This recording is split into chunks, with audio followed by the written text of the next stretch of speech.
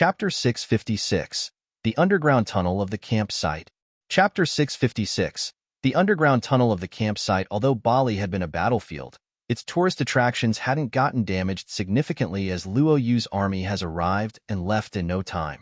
When Luo Yu's army attacked Bali, they mainly took over the military facilities, the main tourist attractions, and transport routes. So the place Luo Yu's army had stayed at was close to the Bai Strait, which was also very close to the airport. Luo Yu's army had planned it strategically so that they could fly or leave from there. When Yimo came to this place, he sighed. Everything there had been wiped away. He could understand it. How could the army allow large amounts of tall buildings to still stand there? Although there were only about 10,000 people that participated in Bali's occupation, the base they stayed at was very big.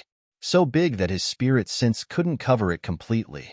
At this moment, Yimo saw Liang Di take his people and go to a military ship placed in a simple dock. Yimo didn't go meet them. He could tell just by looking that they hadn't found out anything. It was better if they left early. Otherwise, as long as Luo Yu's army was still in Bali, there would be more room for people to doubt their intentions. Luo Yu had already gotten the most out of the war. If they didn't leave at the right time, it might have negative repercussions. After Liang Di and the rest left, Yimo started to inspect the base. There were two ways to access the base. One was from the Bai Strait, and the other one was from the attack route Luo Yu had used to invade Bali. Yimo took note that most of the tourist attractions surrounding the attack route had been destroyed by the army. Some had been trampled over by tanks and armored vehicles. Looking at this, Yimo was confused. How could have the 5 tourists gotten into Luo Yu's base and been recorded? It was impossible to get in through the Bai Strait, so the only other possibility was from the road occupied by Luo Yu's army. But that route was also impossible. Even a dog would be seen by the guards, much less 5 people. Yimo walked to the base's gate and stood there for a long time. The 2 sides of the road were also very empty. There was nothing that could block their vision. A bit further down there was a barbed wire fence.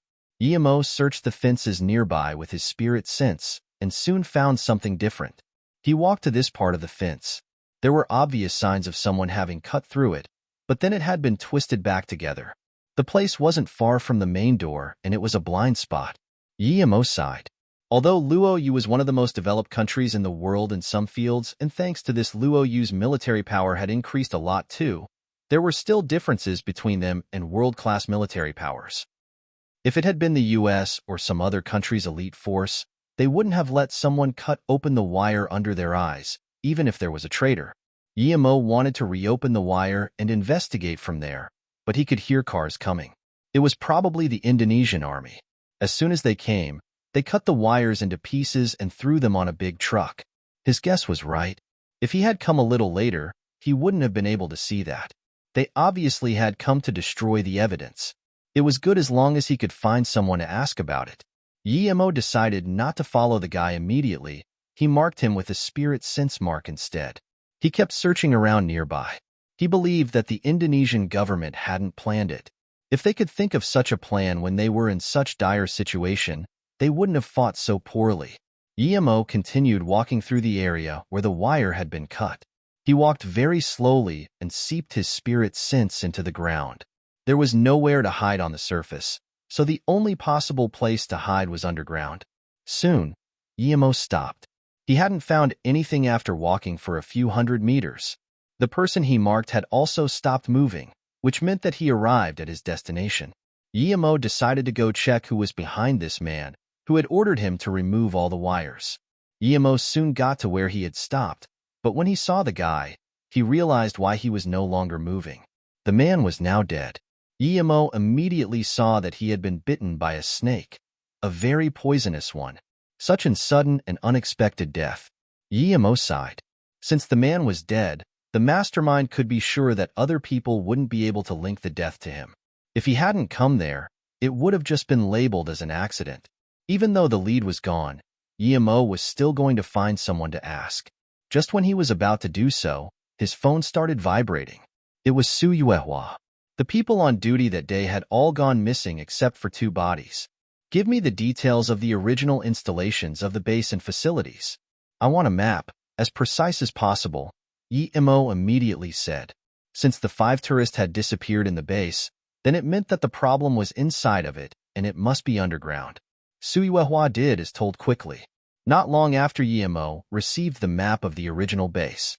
With the map, Yimo just realized that the place had been a commercial district near the airport.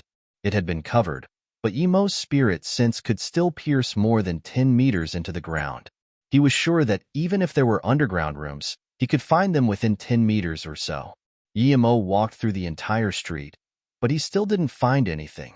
He started to walk back in disappointment, still without any results. Yimo was sure that there was an underground room somewhere because 5 people couldn't have just disappeared for no reason after entering the base. Otherwise, they would have been caught 100% sure if they went into the base. Caught 100% sure? Yimo thought carefully about this and went back to the door. Huang Yinian had only known about the 5 missing tourists after news got online. If they had managed to go deep into the base without Huang Yinian knowing, then he was too useless. Yimo walked to the guard station. It had originally been a cafe. He reached his spirit sense down and indeed, he found an underground room. He finally understood. They had been brought there, taken into the guard tower and disappeared. He felt this opponent was very strong and was a step ahead of Luo Yu. If the missing guard wasn't a traitor, he must have been killed. Yimo dug and pulled an iron board until it opened. The putrid smell of the sea came in, but it dissipated quickly as though it came out of nowhere. Yimo reached his spirit sense down. It was a storage room. Other than some coffee beans, there was nothing else. But he knew that since the 5 tourists had disappeared there must be a hidden mechanisms. The floor was made of granite stone, and there was just earth under it. But Yimo could see with his spirit sense that the earth near the door was 1 meter thick. And under this meter-thick earth layer there was an underground tunnel. The tunnel was very well hidden and near the door. The earth around it was the same as there. The place was very hard to find. In order to find the switch to open the tunnel, Yimo spent almost half an hour. Eventually, he pressed the trigger. Rumble, a dark passage appeared before him with the smell of the ocean wind. Chapter 657. Save Life? Chapter 657. Save Life. No wonder there had briefly been the smell of the ocean before then disappearing. Yimo couldn't see the end of the tunnel even with his spirit sense, but that didn't matter much. He immediately proceeded rapidly through the tunnel after entering it, all the while keeping his spirit sense activated. Soon Yimo realized that this tunnel definitely hadn't been dug out in a short time. It must have been at least a few months since it was dug out. Who would know to dig a tunnel there a few months beforehand? What did they want to do? Did these people foresee that Luo Yu was going to build a military camp there, so they dug a tunnel? That was impossible. The tunnel got more and more slanted the further Yimo went in, and water started seeping out, seawater. The tunnel was connected to the sea ahead. Yimo stopped at the place with a lot of water and found that the ground seemed odd. There was a very strange entrance there. Suddenly, 2 black men crawled up from it. Yimo moved aside, and after the 2 left the entrance, they quickly ran along the way Yimo came from, as though they had left something behind. At that moment, Yimo realized that not only the entrance was slanted down, but the tunnel kept slanting down even further. A few hundred meters later, Yimo's spirit sense noticed a nuclear submarine. Its door was closed at the moment. A nuclear submarine was hiding under Bali, and it had cheated Luo Yu's radar? Alarm bells immediately went off in Yimo's mind. Although Luo Yu's radar wasn't the most advanced in the world, how could a nuclear submarine be right under Luo Yu's fleet and not be caught? This was too absurd. What if they suddenly attacked? Did the sub belong to the US? Yimo doubted it, because if the US's radar avoidance technology was this powerful, how could they lose everything in the last war? He had to tell Yixing about it immediately. Only Yixing could think of a way to deal with it. So this tunnel had been made in order to bring the people there to the nuclear submarine. And after the people entered the submarine, the tunnel could contract. Such an intricate design. The person who could think of this was no lesser than Yixing. Since the submarine was there, the 5 missing people should be there too. Yimo's first thought was to rescue the people in the submarine because if he didn't, the US would use this matter as an excuse to start war. But Yimo stopped in his steps. Those 2 men didn't walk back to the storage room and instead, they stopped halfway. When one man pressed a remote controller, another tunnel appeared out of the stone wall, leading to a room. Guillermo cursed. These people were too careful. If he didn't have his invisibility and without the right timing, he wouldn't even be able to find such things. There were 5 people inside the room, 3 of which female and 2 male. Guillermo realized that they were the missing tourists. Guillermo no longer had any intentions of going down to the submarine as he needed to save them first. The submarine was important, and he might find the answers he needed on it, though, so he didn't want to startle anyone just yet. Guillermo marked the tunnel which led to the submarine and quickly followed the 2 men into the room. After Guillermo went in, the 2 black men said something to the 5 captives, and 3 of them started trying to persuade the mother and daughter pair. Then, the 5 started arguing. Guillermo felt like that wasn't normal and started filming. After a while, the 2 black men walked out, but they didn't close the door. The argument was getting more and more heated until one man walked to the mother and slapped her. Then, the man said something to the other man and woman and left the room with them. He closed the door. Now, there was just the British mother and daughter pair there. They looked more like sisters, though, and their age difference didn't seem to be big. Guillermo shook his head. He had decided to learn some other languages when he had the time. It wouldn't be hard for him anyways, and there was no reason for him to keep not understanding anything each time. After the 5 people left and headed to the tunnel to the submarine, Guillermo opened the door and walked in. From what had just happened, it seemed the other 3 had been persuaded to join the 2 black men. Anyway, even if they weren't together anymore, Guillermo didn't need to take those others away. To Guillermo, he only needed to save the mother and daughter. As long as Luo Yu's danger passed, he could focus on dealing with that submarine. The 2 looked at Guillermo in confusion. Guillermo saw this and said, "I came to save you. If you can't understand me, it doesn't matter, but I can take you away." "You're Chinese?" the younger girl suddenly asked in Chinese, although Guillermo could barely understand her. Guillermo rejoiced and said immediately, "I came from Luo Yu, because a British mother and daughter pair went missing, and everyone thought it was Luo Yu's doing. Hence, I wanted to save them. I'd like to ask, are you that pair?" Yes, I'm Annie, and this is my mother Kaya. We were tricked here, and we know those people." But Annie didn't know how to express what she wanted to say. Guillermo wanted to send the 2 away, and then follow the submarine. He could leave Suyuehua to deal with them. Just when Guillermo brought the 2 out, 2 more people came into the tunnel. Guillermo's spirit sense noticed them, so he grabbed the 2 and darted back into the storage room. Annie subconsciously wanted to scream, but she couldn't make a sound. Just when she was scared, Guillermo said, "Don't worry, you 2 walk too slow, so I had to carry you." Annie understood now and said with embarrassment, "Sorry, what is your name?" Guillermo didn't have the mood to chat with them. He needed to take the 2 away, and in order for the people to not suspect something, he needed to make it seem as if the 2 had escaped by themselves. When Guillermo let the 2 go, Kaya suddenly pinched Guillermo's arm and said something before giving Guillermo a kiss on the face. Seeing this, Annie laughed and also kissed Guillermo, saying, "You're really strong. My mother says you haven't told us your name yet." "I'm Guillermo then." Guillermo quickly pulled the 2 up. Kaya's chest was the biggest Guillermo had ever seen, but he didn't feel anything, as his heart was filled with Luoying and Ning Qingxue. But Guillermo wasn't dumb. When Kaya hugged him, she was flirty, which made Guillermo realize that she seemed to have some ulterior motives of her own. Seeing that Kaya was going to say something, Guillermo quickly said, "We need to leave here quick. The people behind are chasing up." Due to Kaya's behavior, Guillermo didn't continue carrying the 2, so they ended up slowing down. By the time Guillermo pushed up that metal board and the storage room made a loud rumble, Guillermo already knew that those people had caught up. He didn't expect that they would be so fast, though. Chapter 658. Suspicious Woman. Chapter 658. Suspicious Woman. Just when Guillermo pulled the 2 out of the tunnel, the sound of desperate footsteps appeared very close. When the 3 were less than 10 meters from the guard post, 2 more people came out of the tunnel. Just when the 2 women were worried that it was over, Guillermo pulled them behind an old oil barrel. The barrel was so small that even a kid wouldn't be able to hide there without being caught, though. So when Annie and Kaya saw this, they almost had a panic attack. Kaya subconsciously wanted to talk, but Guillermo immediately covered her mouth. Kaya looked in shock as their two followers looked around but didn't keep their eyes on them. Could they not see them from that position? Kaya was confused.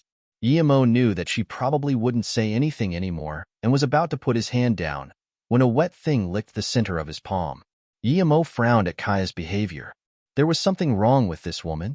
This was the second time, and he didn't think he was attractive enough for this widow to be jumping on him immediately.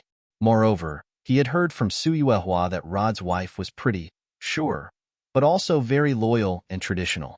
Ever since her husband died, she had been doing a lot of charity with her daughter. Her life was very moral. How could she be like this? Emo wasn't planning on checking Kaya, but her actions did make Emo doubt her. He started checking Kaya with his spirit sense, and soon, Emo found some extremely small traces of energy. It was like the energy of the mutants. Using the level system Suyuehua told her about, Emo determined that she was a level 1 mutant at most, but Emo couldn't tell what mutant powers she had. Emo checked Annie, and Annie was just an ordinary girl.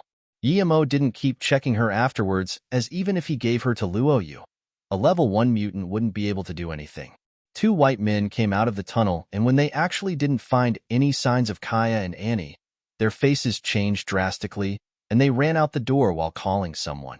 Seeing this, Emo called Suyuehua to tell her that he found the two and told her to arrange someone to pick them up. When Suyuehua received Emo's call, she was very shocked. How long had Emo left Luoyu? Yet he had already found them. What's more, they were at the military base. Even a plane couldn't get there that fast, right? This wasn't the first time she had seen Emo's amazing means, though, and in her heart, Emo could do anything. Suyuehua soon told Emo that Yu Miaodong was still nearby straight and had met up with Liang Jun's group. She told Emo to wait about half an hour in the base, and then there would be a helicopter to pick them up. Emo wanted it to be as fast as possible to prevent the nuclear submarine from leaving the range of his spirit sense. Meanwhile, Annie was very shocked. She didn't know why they weren't found even though they hid at such an obvious spot. Mr. Yi, thank you for saving us, but I would really like to know how those two didn't see us when they looked over. Can this small barrel really block their vision? Annie asked. Emo smiled. Of course he wouldn't tell them that he had used invisibility. So instead, he replied, this was a blind spot to them, and since they were so worried, that caused their visual blind spot to be even broader. This was *T, of course. Time flew by fast, and by the time the helicopter arrived, the two men had rushed back into the tunnel. Perhaps they realized that they wouldn't be able to find the two escapees anymore. Seeing this, Emo took Annie and Kaya out. At the same time, the helicopter landed at the original base. Yu Miaodong and Luo Fei came down with two Luoyu special ops. Seeing Emo bring the two, Yu Miaodong rejoiced. Although it had only been 2 hours, Luoyu already got news that the English Prime Minister asked Luoyu for an explanation and that he was on a plane to the U.S. The Indian Minister of Foreign Affairs was also heading to the U.S. If Luoyu didn't deal with this well, there would be serious repercussions, and it might cause another war. Even without war, the compensation they would ask for would be quite hefty. Before Annie could say anything, Emo signaled the two soldiers to take them up. He needed to tell Yu Miaodong something. Seeing that Emo didn't come up with her, Kaya suddenly walked over and hugged Emo, saying softly, Dear Yi, can you come along with us? Without you I feel unsafe. Hearing Annie's translation, Emo smiled. You guys can go back first and tell the world what happened to you in the tunnel. I want to see what organization abducted you. I'm trying to get revenge for you. Getting revenge was a lie, but Emo suspected that they might be Northern Sand. At the very least, they weren't from the Black Sun Empire as they didn't have the badge. Okay, I will wait for you with Annie, Kaya said, while there was a clear hint of disappointment in her eyes. Accompanied by her royal look, it was quite seductive. Remember to explain everything. That will be a big help to me. Emo waved his hands at them. Luo Fei looked at Kaya in disdain and sneered. Little witch, she dares randomly seduce people with her looks. Emo laughed at Luo Fei and said to Yu Miaodong, Sister Yu, this Kaya is questionable. The info Sister Yuehua gave us might have simply been superficial, but this woman is strange. I suspect she's a mutant too, but I have no evidence. Send them away after they explain things. We're not afraid of them, but we don't have time to deal with them. Hearing this, Luo Fei's face got better, as though feeling happy that Yimo wasn't seduced by Kaya. Yu Miaodong nodded. I know. I will make them announce that as quickly as possible. You're not going back with us? Yimo took out a camera and gave it to Yu Miaodong. Here are the identity documents of the 5 people. Send that out together with the explanation these two make. I believe that after that, Luo you should be in the clear. And tell Yixing that there's a nuclear submarine under Bai Strait. Yet our radars didn't detect it. What? Yimo's words shook both Yu Miaodong and Luo Fei. She thought about what could have happened if when she was negotiating with the Indonesian officer that nuclear submarine were to suddenly attack their fleet. No matter what happened to them, if the Indonesian representative died on Luo Yu's fleet, then Luo Yu would be facing the Union Army a second time for sure. Yimo knew what Yu Miaodong was thinking, so he smiled and said, It's not as bad as you think. I think they can only avoid our radar but wouldn't dare attack. Don't underestimate Yixing. You aren't going to investigate that submarine by any chance, are you? Yu Miaodong realized. How could Yimo do that alone? However, Yimo nodded. If I'm right, the technology they use to avoid our radar must be from Yixing as well. Just ask Yixing to think of a solution, and don't worry about me. I won't do anything stupid. Chapter 659. The Dust Settles. Chapter 659. The dust settles. Yimo had just said this when he heard a loud rumble underground. He immediately knew what had happened. He hadn't expected these people to be this decisive. He was sure that the 2 men after them hadn't reached the nuclear submarine, but they had already blown up the tunnel. Yimo didn't need to check. The 2 men were dead. Sister Yu, you and Luo Fei go back immediately. Let me stay here and deal with this. No matter what, we can't continue this war. Luo Yu needs time to develop, Yimo said decisively. Yu Miaodong trusted him, so she only had to do as she was told and do her part. Also, give a message to Luoying and Qingxue for me. Tell them not to worry about me. No matter how long I'm away, I will be back safely, Yimo added. Although these people had blown up the tunnel, it was impossible to stay hidden from his spirit sense. He didn't know where he would be following them to nor how long it would take, so he had to make sure that Luoying and Qingxue didn't worry about him. Luo Fei sighed. Her little martial sister would have it harder from now on. Wanting Qingxue was already enough, but now there was a Luoying. After seeing the helicopter leave, Yimo quickly left and found a hidden place to jump into the sea. He was sure that someone was watching him, but his spirit sense was limited. It could only reach 1,200 meters, so he couldn't find where the people were watching him from, but that wasn't important anymore. His priority was to follow the submarine. Yimo was also very fast in the sea. He went from the Bai Strait to where he last saw the nuclear submarine very quickly, but there was nothing there. The submarine had already left. It was very fast. Yimo rejoiced that he had left a spirit sense mark on the retractable tunnel. If he hadn't, he would have lost the submarine. It seemed that the tunnel was important for them. Otherwise, they wouldn't have taken it away. Although the waves from the spirit sense mark were unclear that moment, Yimo could still feel it. He immediately started chasing in that direction. Before the events from the previous war could cool down, Luo Yu's declaration of war to Indonesia was a hot topic again. The reason for the war was the most absurd of the modern era. No other country would start a war over that. When Luo Yu declared war, many speculated that Indonesia would be no match for Luo Yu due to its strong records. The only real discussion topic was how long Luo Yu would need to beat the Indonesian Navy. Many thought it would take a week because Luo Yu needed some time to get to Indonesia. However, others also thought that it was only a threat and they wouldn't actually fight. But those contentions were rendered meaningless when Luo Yu started the war 10 minutes later. While many war analysts were still writing about how Luo Yu wasn't going to actually fight, the war was over. Luo Yu had only taken a few hours to annihilate the Indonesian Navy. After Luo Yu took over Bali and threatened to invade Java, its military status had been established. Although it was far from the US or Russia's, there were no countries near Luo Yu that could threaten it. More and more people wanted to move to Luo Yu now. Who didn't want to go to a country that was tough on the outside but humane on the inside? But just at this time, the internet exploded with the news of 5 tourists having disappeared where the Luo Yu's army had been camping. Moreover, 2 of them were part of the British royal family. This caused a huge uproar. Although many people realized that it might be someone else framing Luo Yu, they still had to give an explanation. If Luo Yu couldn't, it would cause war. It would involve the US and India too. Then, many people started to give up on the thought of moving to Luo Yu. These 3 countries were the military powerhouses of the world.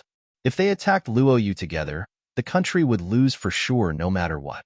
Although modern warfare was mainly electronic warfare, it also was based on economic warfare. Luo Yu depended on import, hence it wouldn't last long if a real war broke out. Many people started to worry for Luo Yu. They wondered how they would face this dilemma. But then everything changed. Rod's wife and daughter appeared on Luo Yu's official TV channel and revealed what happened. They had gone to Bali for the holidays, and it had only been 3 days when war started. After this, Luo Yu started to send all the tourists back. Just when they were planning to board a plane to Singapore, they met the Bafu couple from America and the Indian tourist, Saigon. They told them that they were holding all the tourists hostage and taking them to Luo Yu. So, they followed Bafu and ran away. Bafu said that he had a way to avoid Luo Yu's army and enter Bali's inland. But instead, they brought them to Luo Yu's base in order to cause a war between England and the US against Luo Yu. They requested them to join their organization, but Mrs. Rod rejected it. Then, Luo Yu's people saved them and took them to their fleet. They are now very safe. After explaining, Mrs. Rod said, "Although I don't know why they are doing this, their intentions are very clear. They want Luo Yu to go to war. Even though I don't know what organization the Bafu couple came from, I know they're from the US. I would like to ask our British citizens to stay cool-headed and not be deceived by them."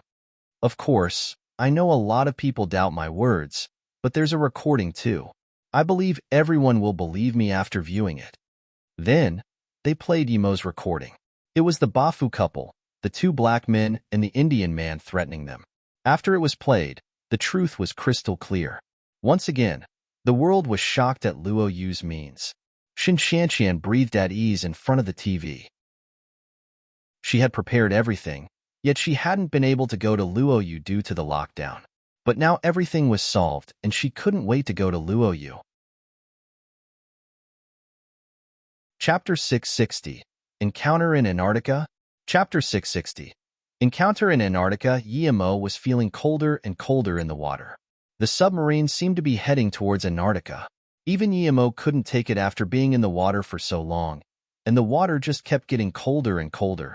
Just when Yimo wanted to go to the surface to take a breathe, he felt an extreme sense of impending danger. He jumped out of the sea without hesitation, and a missile exploded at the spot he had been before. Yimo's face was very bad. He didn't expect to be caught already, yet he was still stupidly following this submarine and getting frozen in the sea. Yimo knew that it was pointless to follow the submarine anymore. The only option was to destroy it before it sent any news of him out. Thinking like that, Yimo shot out his flying sword without hesitation, and it turned into a white ray of death. Yimo wouldn't allow any news of him to be sent out whatsoever. The submarine that just floated up a little was sliced open, and the immense water pressure immediately killed everyone inside. Yimo cursed. He had been following the sub for so long and failed at the last minute. Yimo came to the surface and shot a few fireballs around himself to wash away and evaporate the seawater. Looking around, he was already near Antarctica. Yimo went onto the ground nearby and searched around with his spirit sense.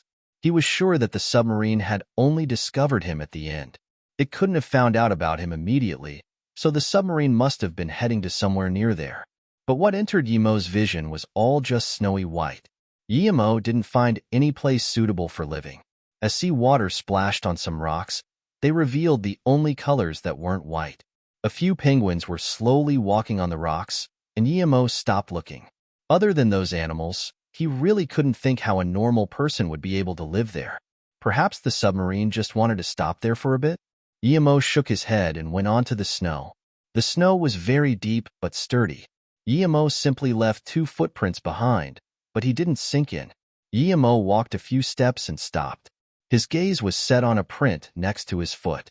It was very faint, and if he didn't happen to walk right there, he wouldn't have noticed it.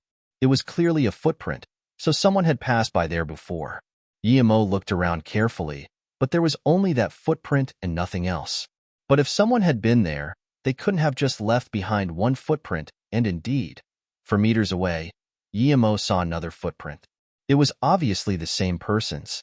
Someone who could travel 4 meters with one step? Guillermo immediately became careful. This person was definitely an ancient martial artist if he was able to travel that far with every step. Guillermo squatted and pressed on the footprint. It seemed a bit hard. Guillermo soon realized that he was missing something. Although there were only 4 meters between the two footprints, they faced different directions. As Guillermo kept looking, he found that this person actually crossed at least 6 or 7 meters with every step. This guy was a master. This person had come to the sea and gone back. What did he do at the seashore? When Guillermo followed the footprints some more for a few kilometers, he finally understood. The footsteps going to the seashore seemed lighter, while the footsteps away from the seashore seemed heavier. This person must have been carrying a lot of things when he left, which meant that he had come to the seashore to hunt for food. This was someone who permanently lived there.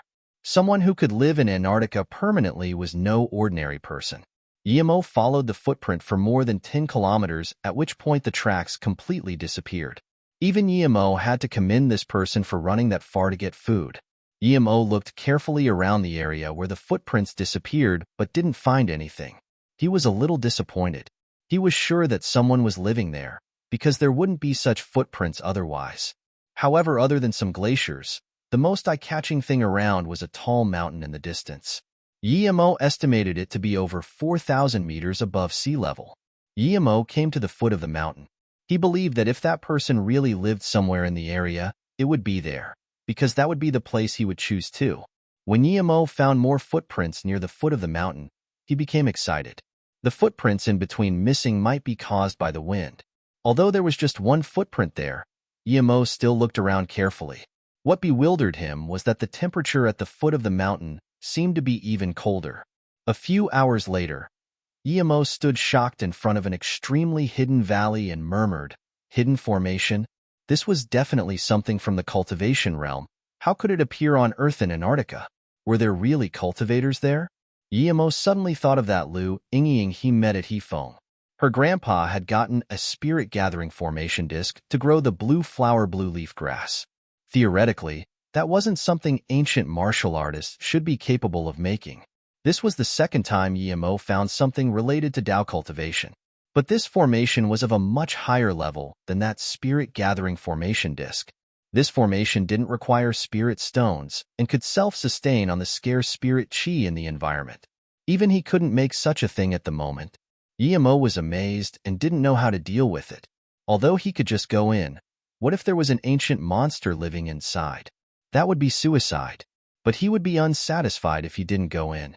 He had finally found some cultivation ruins. Perhaps he could find what he needed there.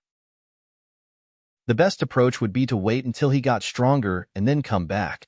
But Guillermo knew that if he didn't have another magical encounter or some spirit herbs, he wouldn't be able to reach a higher level. Cultivation was to seek freedom, and an opportunity was right in front of him, but he was actually afraid. Guillermo thought, if I don't even dare chase after such an opportunity like this one, then even if there will be more opportunities in the future, I will never be able to get stronger. Moreover, since this person still left footprints behind, it meant that he wasn't a supreme master. Would a true master leave any footprints at all? No, he wouldn't even leave half a footprint.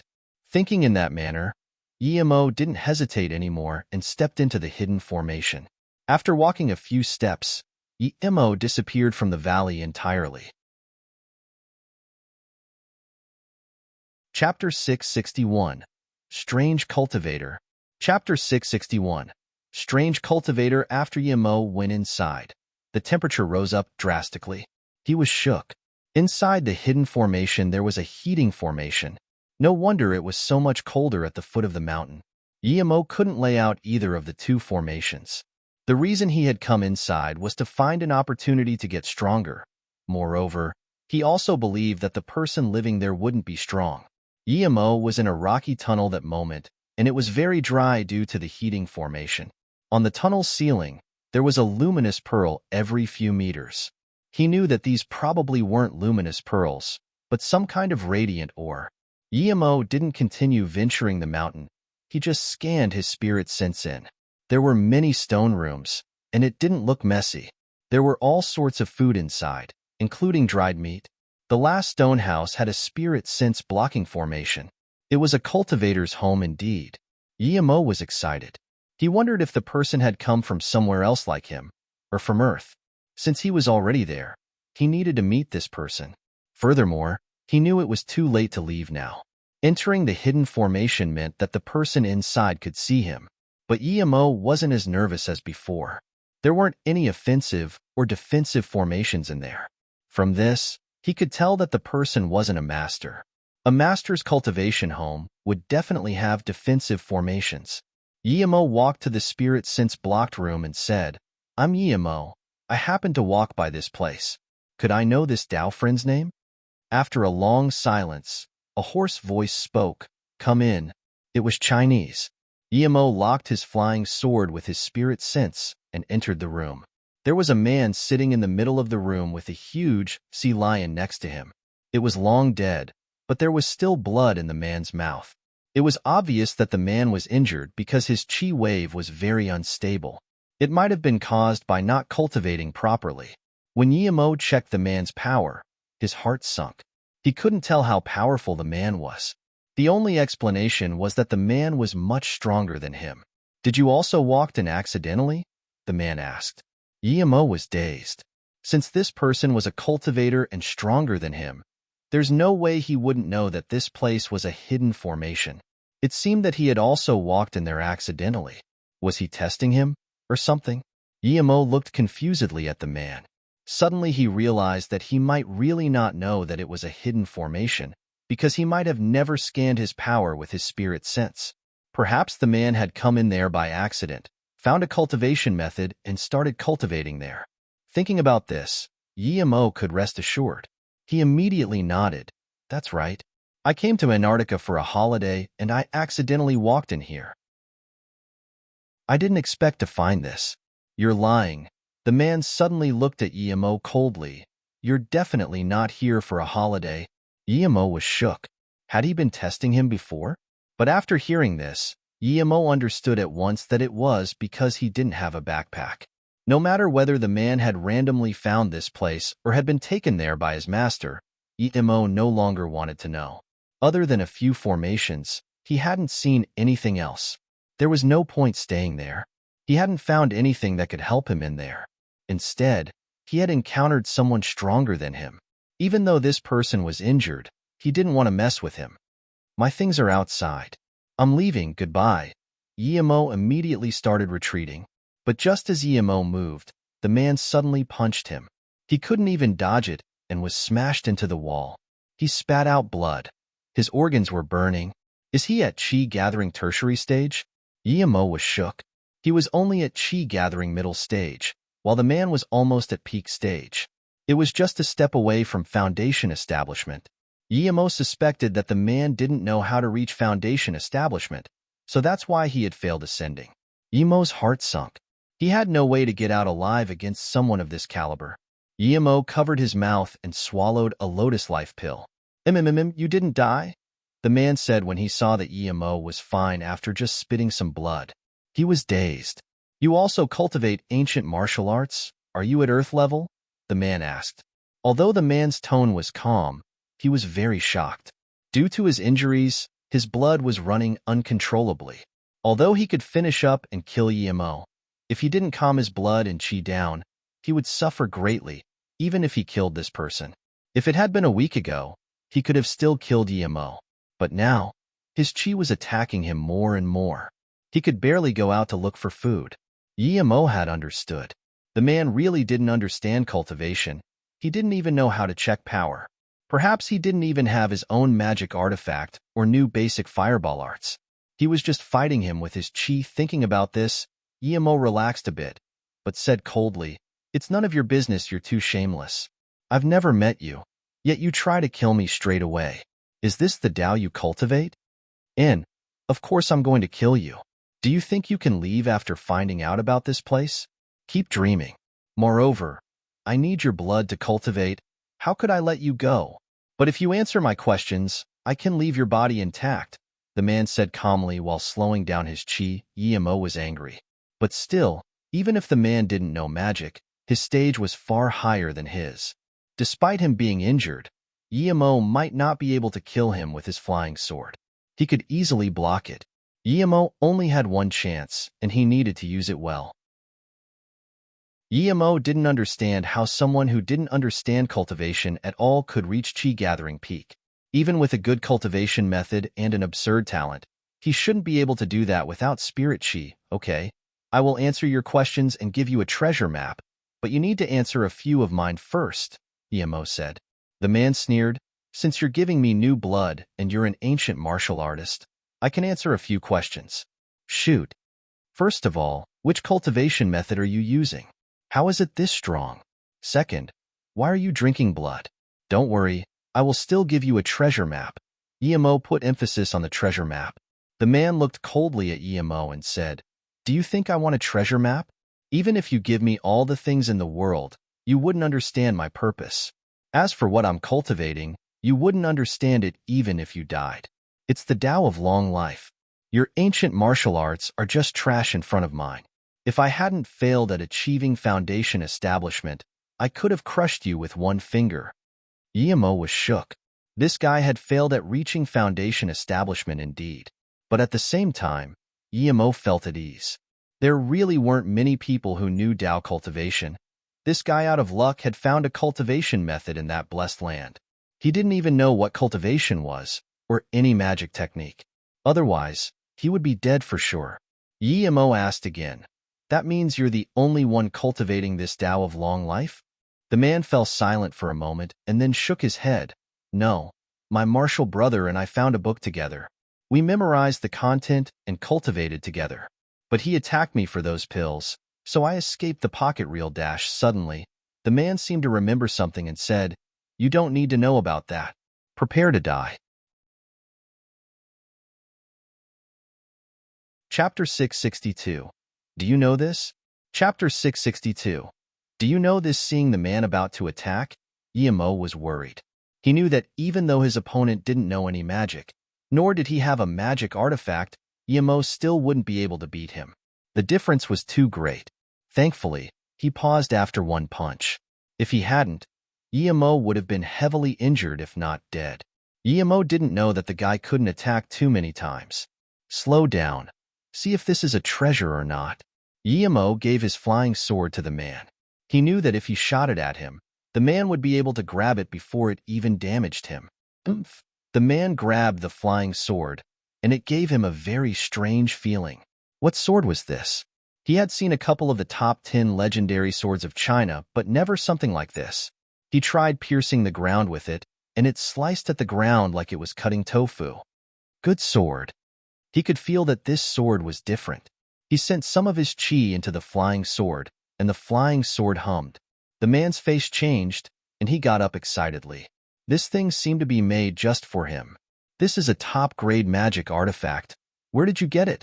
The man suddenly asked. When Emo gave the flying sword to the man, he was very anxious. If this man could figure out that it was his flying sword and wiped his spirit sense off it, Emo would be a goat waiting to be slaughtered. But it was a calculated gamble. He was betting on the man not knowing of the flying swords in the cultivation realm. It seemed he had gambled right. At least the guy hadn't wiped his spirit sense mark off it. That meant that he didn't know how to control weapons of the cultivation realm. Emo relaxed internally and said, this treasure map points towards that place. It's a pity that I could only enter the outskirts and couldn't properly go inside. So I only got this sword. Hearing this, the man's eyes started gleaming. Emo knew that he was interested. There was no way he wouldn't be. Give me that treasure map, and I will let you live, the man demanded coldly. Emo said, of course I can give it to you, but you should trade something for it. How about you give me the location of where you got your things? Okay, the man replied, I got everything from Xinjiang Mountain. My martial brother and I at the time. Before he finished, he suddenly pierced at Emo with the sword. He thought that since the treasure map had to be on Emo, if he killed Emo, he would easily get it. Emo didn't expect the guy to attack him without telling him anything, But luckily he was using his flying sword. So Yemo had sensed the attack through his flying sword and immediately evaded it. Before the man could understand how Yemo managed to do that, the flying sword suddenly slipped out of his hand and sliced at his throat. The man covered his throat in shock, staring at the flying sword as it flew behind Yemo. He couldn't say anything. Yemo knew he was too lucky. The man had actually attacked him with his own flying sword. If he had used his fists again, Yemo wouldn't have been able to dodge it. This is a flying sword artifact of the cultivation realm. You dare spout that you cultivate the Tao of longevity with that petty knowledge of yours? Yemo sneered. Suddenly, a fireball amassed into his hand. Do you know about this? The man's eyes were full of shock, confusion, and realization, but all he could do was gurgle before dying. Yemo wiped his sweat. He was too lucky today, but it was a pity that the man didn't tell him more about that Xingjia mountain. Yemo was sure that he and his martial brother had found a cultivation ruin. Just when Yemo thought this guy had nothing of value on him and was about to burn him away with a fireball, he found that the platform the man had been sitting on was hollow. Yemo grabbed it and ripped it apart, revealing a card and 2 books. There were a few jade bottles too, but those were all empty. Yemo opened one and smelled it, and his face changed immediately. It was the smell of the great Qi increasing pill. No wonder this guy could reach the peak of Qi gathering. He had consumed so many of the pills, while the great Qi increasing pill was a pill foundation establishment state cultivators used. Yemo put down the bottle thinking it was a pity and looked at the 2 books. There were 2 books, one of which was the Black Ice Chant. Yemo opened it, and it was a Tao cultivation method that was indeed suited for people with a water spirit root. This guy must have had a water spirit root. It wasn't of much use to Yemo, but it was the first real Tao cultivation method he had seen on Earth. Yemo looked at the second book, which was titled Tai True Understanding. This was a peak-level ancient martial arts cultivation method, but Yemo wasn't interested. Yemo wondered if it was related to the Tai sect. Yemo then looked at the card. It had the words Tai and was signed Elder. So this guy was a Tai sect elder. So this meant that the Tai True Understanding was the Tai sect's cultivation method. Yemo immediately felt interested. He was going to get revenge on the Tai sect sooner or later, and he knew that there were quite a lot of masters there, even great heaven masters. Hence, he wouldn't let this cultivation method go unstudied for sure. Yemo started reading it and remembered some of the moves and secret techniques. When Yemo flipped to the last page, he saw a diagram. 7-star formation? Yemo felt like he had already had enough surprises, but now there was one more surprising thing. The diagram was a bit old, but it clearly showed how to come in and out of the formation. Other than the loosening of the gates every few decades, it also mentioned some other special means to go in and out. Yemo was sure that the reason why the guy had been able to go in and out was because he had this diagram. This meant that Xingjia mountain had to be in the inner world as well. Other than waiting for decades, there were 2 ways of getting in. One was to find Qi stones, 7 of them. Yemo ignored this method, because if he had that many spirit stones, he would just use them to reach the tertiary stage of stage 5. The second way was to find someone with a wisdom root and have that person's blood be absorbed by the Tian-Ko position of the formation, after which you can enter the formation. Yemo finally understood. So the wisdom root was the spirit root that was needed. That nun, Jiesun, had tried to use this method last time, but she had only found Wei Yongqian and failed. Either his spirit root was inadequate or something else went wrong. But Yemo couldn't use either of the methods. He had no spirit stones, and he wouldn't allow innocent people to be sucked dry either. Helplessly, Yemo burned the man to ashes and looked around the other rooms. After he was certain there was nothing else he could take, he walked out of the place. Just when Yemo was about to leave on his flying sword, he seemingly heard some screams in the distance. Chapter 663. Big Explosion? Chapter 663. Big Explosion. Yemo thought he had heard wrong at first, but when he heard it for the second time, he knew he was right. There really was someone screaming.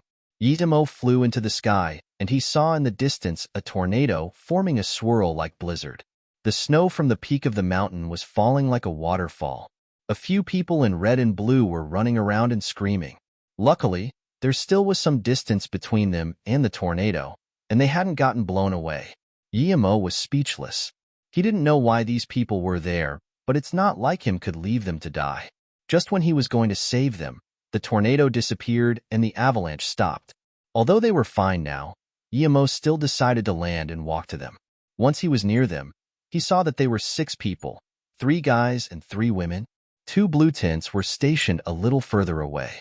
They stared at Guillermo approaching them. They looked strangely at that young man that didn't carry anything and came to them carelessly. "Are you guys all right?" Guillermo casually asked. He saw that their things and the tent had the words, Beijing University. What shocked them even more was that even though they were all wearing thick clothes, this young man only had a thin layer of clothes on him. He could still talk and casually ask if they were all right. After a moment, a round-faced girl said, "We're fine now. Do you need help?" Guillermo realized that they thought he needed help since he had come over empty-handed. Guillermo laughed. "Since you're all fine, I'll leave. Goodbye." "Wait." The prettiest girl stopped Guillermo and took out a jacket from the tent.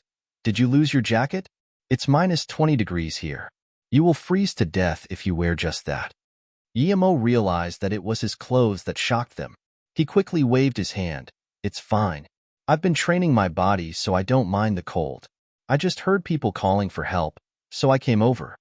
It was truly cold, but because it was so cold, the chi in his body would run meridian cycles by itself. This benefited his cultivation. "Oh right, it was Ihi who called. What happened, Ihi?" The round-faced girl's words brought their attention to a girl who was vomiting on the side. One of the guys was carefully patting her back. "Dead people. I saw a lot of dead people. So many dash," she cried as she said. Her eyes were full of horror. Guillermo heard this and his expression changed. He immediately scanned his spirit sense out, but it was already outside of his range. He wanted to fly over, but he realized he shouldn't do it in front of them. "What dead people?" "He be more specific," a tall, well-built man asked. At this moment, the man patting He said, "Don't worry, talk slowly. There's a lot of people here." He drank some water and then took her time to calm down. She cleared her thoughts and said, "Halfway up the mountain, I used the telescope to look into the distance and I saw a huge ditch. Inside it was full of dead people. Sob sob dash," he pointed into the distance. There really seemed to be a huge snow ditch there, but one couldn't see clearly at the foot of the mountain. "That's impossible. You can see from so far away?" The tall guy frowned. He grabbed the man next to her and said, "It's true. I saw it. I really did. There were many people laying on top of each other. They must have been dead." "I'll go have a look," the tall man said and picked up a telescope. "Chungguang, don't go there." "What if dash?" The round-faced girl saw that the tall guy was going to go and quickly stopped him. Guillermo felt something wasn't right. How could there be that many dead people there? He thought of the submarine he had annihilated. Was their base there? Thinking about this, Guillermo said to them, "Wait here, I will go have a look." Guillermo explained again, seeing their worried and confused looks.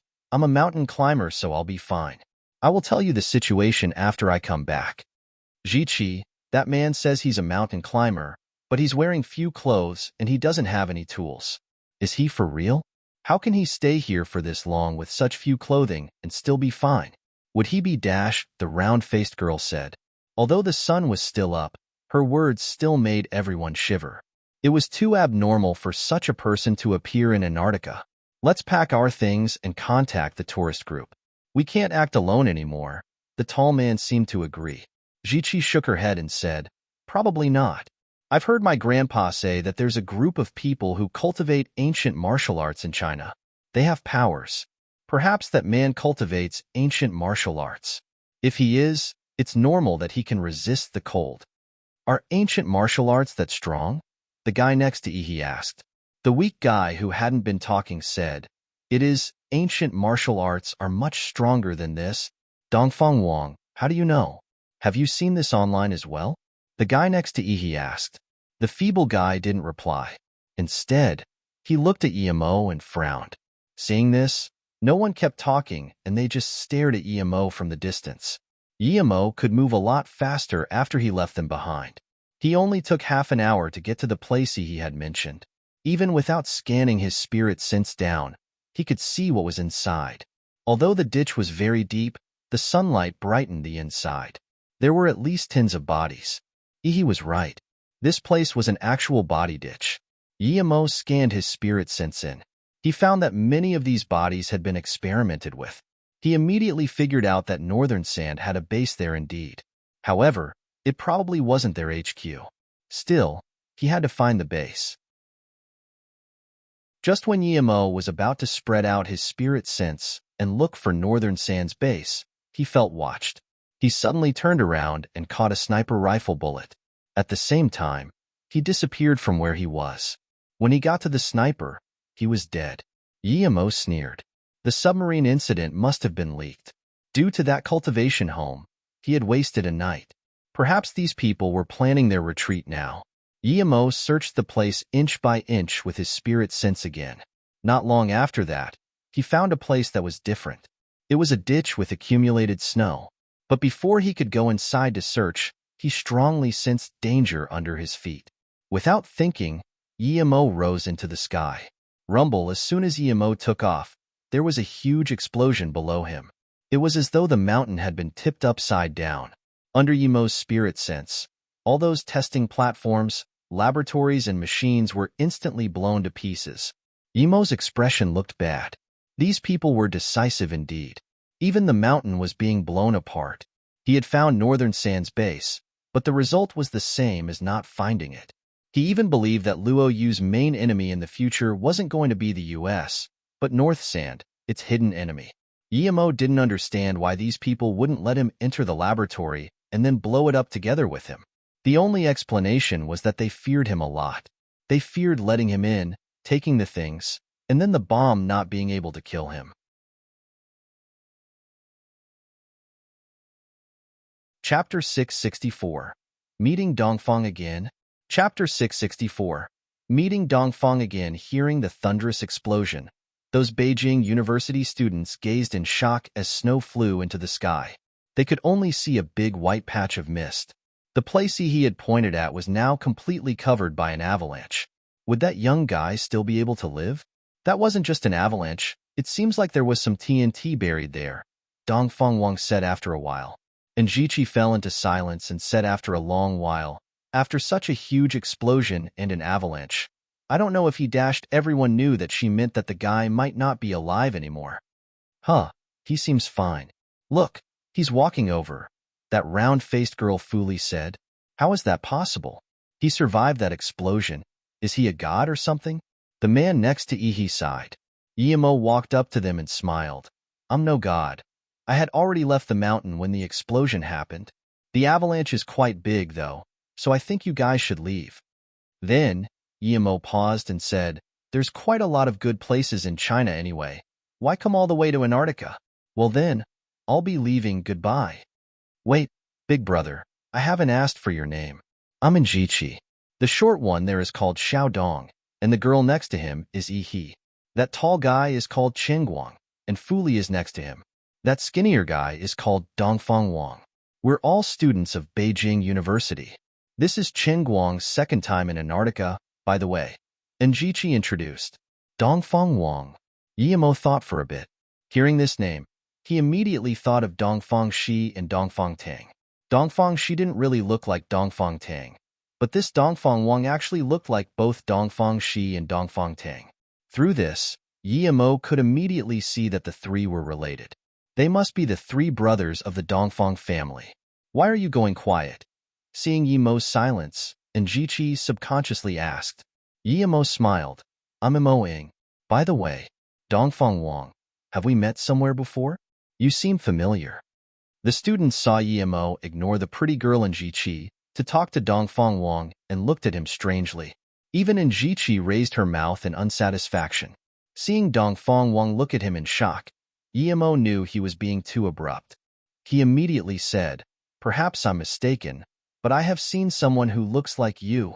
Dongfang Wang scanned Yemo and said expressionlessly, you are right, but since you know them, you must be no simple person. One of them is called Dongfang Shi and the other is called Dongfang Tang. You might have seen one of them, or maybe even both. Yimo thought, that's the case indeed.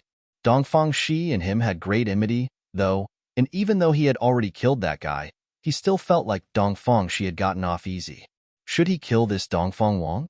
He had no reason to let someone from the Dongfang family go. Last time, that Dongfang Tang tricked him and ran away. The first thing he would do when he had the opportunity was to deal with that Dongfang Tang. But Yimo thought that he should let this Dongfang Wang go. At least he never did anything bad to him, so it didn't seem appropriate to kill him. Thinking about this, Yimo suddenly asked, Dongfang Wang, those two are your brothers, right? They aren't simple people.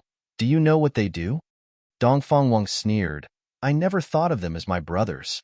My surname is just Dongfang, and I have nothing to do with the Dongfang family, so don't drag me in with them. I am me, and they are them. His tone was truly cold. Yimo thought, were these brothers fighting, or is something else up? Although Yimo knew he had no reason to kill Dongfang Wang, he still didn't feel comfortable. Dongfang Shi and Dongfang Tang were his enemies. Who knew if this Dongfang Wang wouldn't become one? Dongfang Wang looked at Yimo and suddenly said, I know that you must be someone capable to be able to appear in Antarctica like this, but I would like to say that if you kill me because of Dongfang Tang and Dongfang Shi, I really won't have died a proper death. And Jiqi looked at Yimo and Dongfang Wang. Why was their conversation this weird? Why did it involve killing? Were they not on Earth anymore? Yimo realized that this Dongfang Wang had noticed his killing intent, but he smiled and didn't say anything else. He felt like this Dongfang Wang was too smart. Other than sensing his killing intent, he had comprehended from his casual words that he had enmity with his brothers. The people from the Dongfang family were really smart. Were every one of them like this? Seeing Yimo's silence, Dongfang Wang suddenly said, We share the same father but not the same mother. After my father died, my mother and I were kicked out of the Dongfang family. I'm no longer a part of the Dongfang family. Your enmity with them has nothing to do with me. I only have one kin, which is my mother. But I can tell you one thing, the ancestor of the Dongfang family is from Shitang, and the ultimate dream of the Dongfang family is to go back to Shitang. Nonetheless, that has nothing to do with me. Yimo no longer had the intent to kill Dongfang Wang after talking to him. Dongfang Wang hadn't shown any intentions of wanting to do anything to Yimo yet, but even if he did, Yimo wouldn't be afraid. If he killed Dongfang Wang now, it would show that he was scared. That wasn't good for his Dao heart. But at the same time, Dongfang Wang had already tested him, so he could kill him. Dongfang Wang's words were strange, though.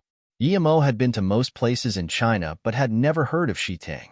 Sigh, I don't understand anything you guys are saying. Let's just leave this place first. The tour group has sent us a message. Fuli saw that the atmosphere was tense and said something to ease the tension. Yimo looked at them and smiled. He was going to leave. Soon, Yimo's figure disappeared from the glacier. Yimo then called Su Yuehua and made her investigate Dongfang Tang. He really wanted to know what Dongfang Tang had been up to. He felt like the things that were happening in Luo Yu were very strange this time. It was a series of things, just like when Dongfang Shi was scheming against him. There were plots inside of plots. Chapter 665. Dead Island. Chapter 665. Dead Island. Dongfang Wang looked at Yimo's disappearing figure and felt that his hands were full of sweat. He was very smart and had strong instincts. He could really feel Yimo's killing intent in that instant when Njichi said that his name was Dongfang Wang. So Dongfang Wang said what he could to make Yimo understand that he had nothing to do with Dongfang Shi and Dongfang Tang. When Yimo asked Su Yuehua about Dongfang Tang, she quickly gave a precise answer. She had already investigated Dongfang Tang. From Su Yuehua, Yimo found out that the Blu-ray Corporation had been infighting a few months earlier. Ku Yu and Edward died due to the chaos, and the Blu-ray Corporation was broken apart. Meanwhile, Dongfang Tang and his men disappeared after the discord. Hearing this, Yimo had a very bad feeling. He felt that whether it was the Special Forces elites disappearing on Icehelm Island, or the incidents that happened to Luo Yu, or even the actual war, all might have had something to do with Dongfang Tang. If all that had really been planned by someone, then their method was too similar to Dong Fengshi's past methods. If it wasn't for Dong Fengshi being dead, he would be the first Yimo would suspect, but he was definitely dead, so Yimo's primary suspect was Dong Fengtang. If the recent events had something to do with Dong Fengtang, then that meant he might have joined Northern Sand. How are things with the US and the UK? Yimo asked. Suyuehua said in a light tone. Mr. Rod's wife and daughter spoke out on TV, and the meeting between the US and the UK became very short. There has been no official news about it yet, but the UK's Prime Minister left the US quickly, and there is no news from India either. Suyuehua hesitated before saying, but Mrs. Rod doesn't want to leave Luoyu yet. She said she would be waiting for you to come back to discuss some things. Hearing this, Yimo's head began to hurt. He knew there was some problem with this Mrs. Rod, but he had no clue what it could be. No matter what secret she had, Yimo didn't want to come in contact with such people. As long as she had no ill will towards Luoyu, he just wanted her to leave as soon as possible. But if she didn't want to leave, he couldn't really kick her away. Hence, Yimo said with annoyance, I will go to Icehelm Island now. Keep them in check. Don't you want to say something to Luoying and Ningqingxue? Suyuehua subconsciously asked. She was thinking how Yimo was going to go there. That was quite a long distance, yet Yimo didn't ask for any help. Hearing this, Yimo said, my phone is almost out of battery. I will talk to them when I'm back. Suyuehua laughed, and Yimo quickly said, hey, don't misunderstand. Also, you need to keep Yixing and company safe. We can release the restrictions on immigration, but if anyone tries to go near Luoyu's research and scientist residence area, immediately apprehend them, throw them into jail, and wait for me to deal with them. After this war, Yimo felt that Luoyu really had too little population. He believed that Luoyu's population should be somewhere in between 5 and 10 million. Only then would Luoyu not fear any single power, or even everyone ganging up on them.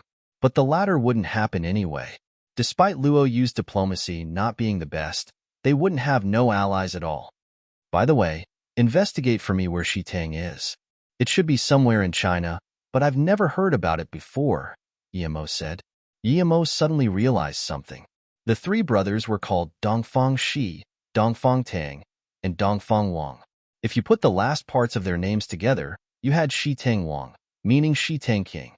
That should be just a coincidence, right? Yimo frowned and muttered. Dongfang Wang had told him all that to keep himself alive, fearing that Yimo would turn back to kill him.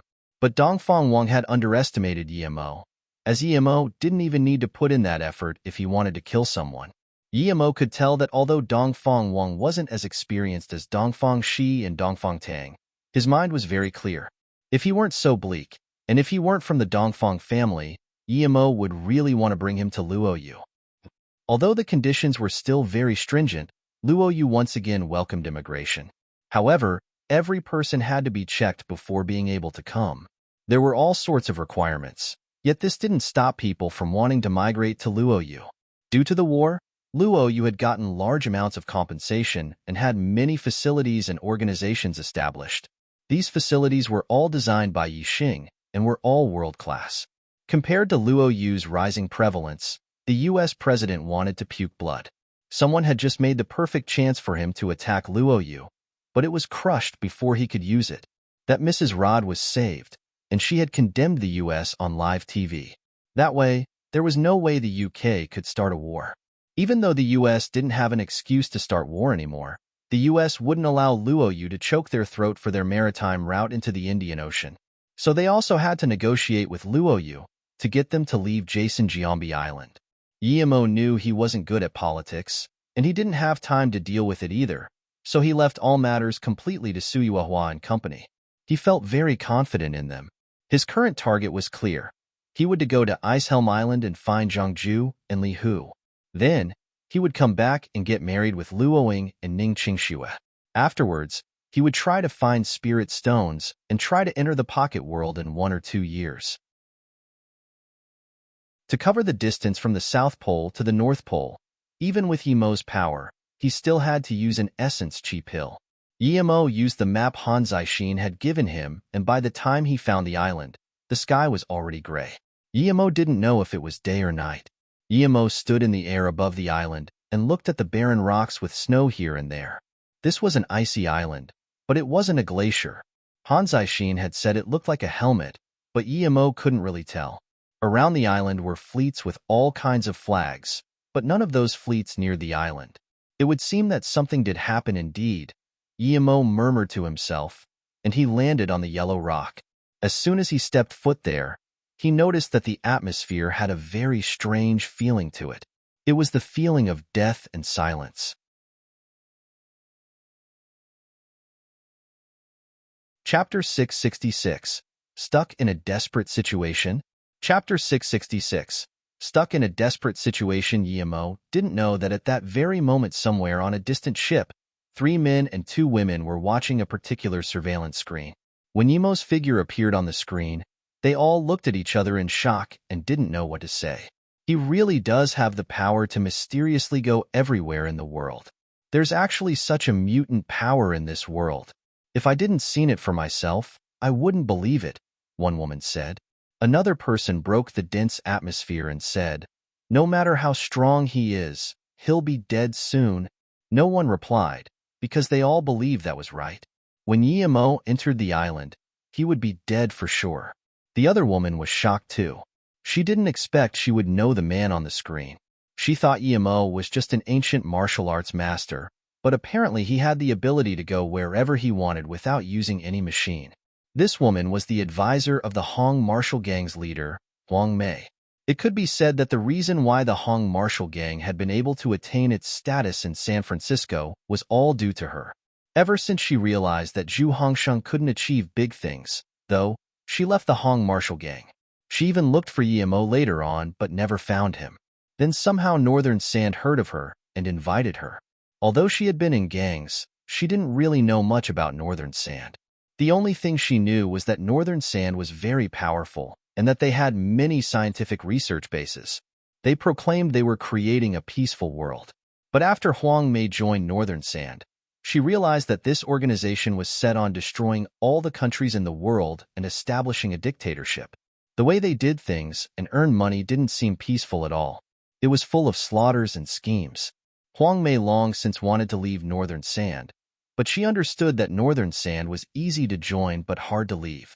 This time she had come with the Northern Sand people to do a mission disguised as a Japanese fleet. She knew that this would be her only chance to escape, but she also knew that if she failed, she would be dead. Huang Mei wanted to save Yemo and run away, but she knew that it was impossible to do that. Yemo was on the island, and she had no way to contact him. Huang Mei didn't completely know the layout of the island, but she knew at least some things. She knew that it would be indeed very hard for Yemo to escape after going there. When these people had laid the traps, they had even calculated Yemo's character into them. Even if she couldn't save Yemo, she didn't want to stay in Northern Sand anymore. And if she wanted to run, she had to grasp this opportunity. But other than her, there were 4 more people there. She needed to kill the other 4 as quickly as she could and leave, all the while not startling anyone else. Yemo had been to many islands, but he had never seen a place like this island, which gave him a sense of death and emptiness. Even in Antarctica he could feel some life, but there was truly no life there. He was sure that even if he found Zhangju and Li Hu there, they would be bodies and definitely not living people. Yemo also felt that the island was very dangerous, but he couldn't tell why exactly. Yemo walked along the rocks for half an hour and finally understood why Han Zixin had said that the island was actually only a few thousand square kilometers. The island was linked to countless glaciers, but the actual land mass wasn't big. After checking things, he realized that the proper island was at most 100 square kilometers. It wasn't tiny, but Northern Sand would never build its base in such a place and let it be revealed. This was a trap. Although Yemo didn't know if it was for the Special Forces elites or not, but he had a bad feeling. Knowing that this was a glacier group, Yemo didn't go investigate the large patches of glaciers, because he felt that even if there were any secrets on the island, it wouldn't be on the glaciers. He needed to check the land. 100 SQKM wasn't small, but under Yemo's investigation everything was soon checked. Yemo stopped in a particular valley. The place was a mess, and there were many buildings, but it was all lifeless. At the end of the valley was a tunnel. Yemo let his spirit sense out and was ready to enter the tunnel, but just when his spirit sense reached the area right next to the tunnel, he found a half-eroded military knife. Yemo walked up and studied it, and it seemed to have pierced into something before it rusted. All those people might have disappeared down this tunnel. Yemo sighed. If they really did, then he didn't need to keep looking, because this place was also lifeless. But since he was there, he knew that he should go have a look. Yemo was very careful, even though he was a Dao cultivator. He stood at the door to the tunnel and felt his heart shake. Even when he had been pointed at by a gun, he had never felt this feeling. It was just too strange and made him very uncomfortable. He thought of the danger he felt when he entered this island and felt even more uncomfortable. When he thought for a bit, however, he decided to go in nonetheless. If he didn't even have the courage to look around for a bit, that would be being too timid. Before he went in, though, he put an essence chi pill and a lotus life pill in his mouth and wrapped them in chi to prevent them from melting. After making sure there was no danger nearby, he started walking in slowly. 10 minutes later, Yemo reached the end of the tunnel, and there was nothing but a big hole. This hole reached down, and there were stairs. It was exactly the same as the submarine tunnel on Bali. Yemo sent his spirit sense down, and the tunnel seemed different from the one back then. After his spirit sense reached the end, there was a submarine as well, but Yemo's face immediately turned bad. It was filled with things Yemo had never seen before. Yemo's first thought was that they must have done all that to target him and blow him up. If that was the case, then they must have guessed some of his power and made this trap especially for him. But that didn't make sense. How did they know he would come? And would they use such big means to take him out? Yemo didn't understand and wanted to just leave immediately, because even he couldn't deal with that many explosions at the same time. Just when he wanted to turn around, however, he felt something wasn't right. If he didn't go in and their plan went a waste with just that, wouldn't that be a pretty bad plan? He thought of that Dongfang Shi, and if someone was targeting him, their plan wouldn't be that simple. He thought for a moment and carefully scanned his spirit sense around. When he understood what everything around him was, his face turned very bad. The rocks around him and the tunnel were all artificial and had only been disguised as normal rocks. At this moment, Yemo sweated. He wanted to turn around and run, but he stopped himself and calmed down. Although he didn't see any cameras, he was sure that he was being watched. If he turned, perhaps this place would explode immediately. No matter how fast he was, he wouldn't be able to escape that.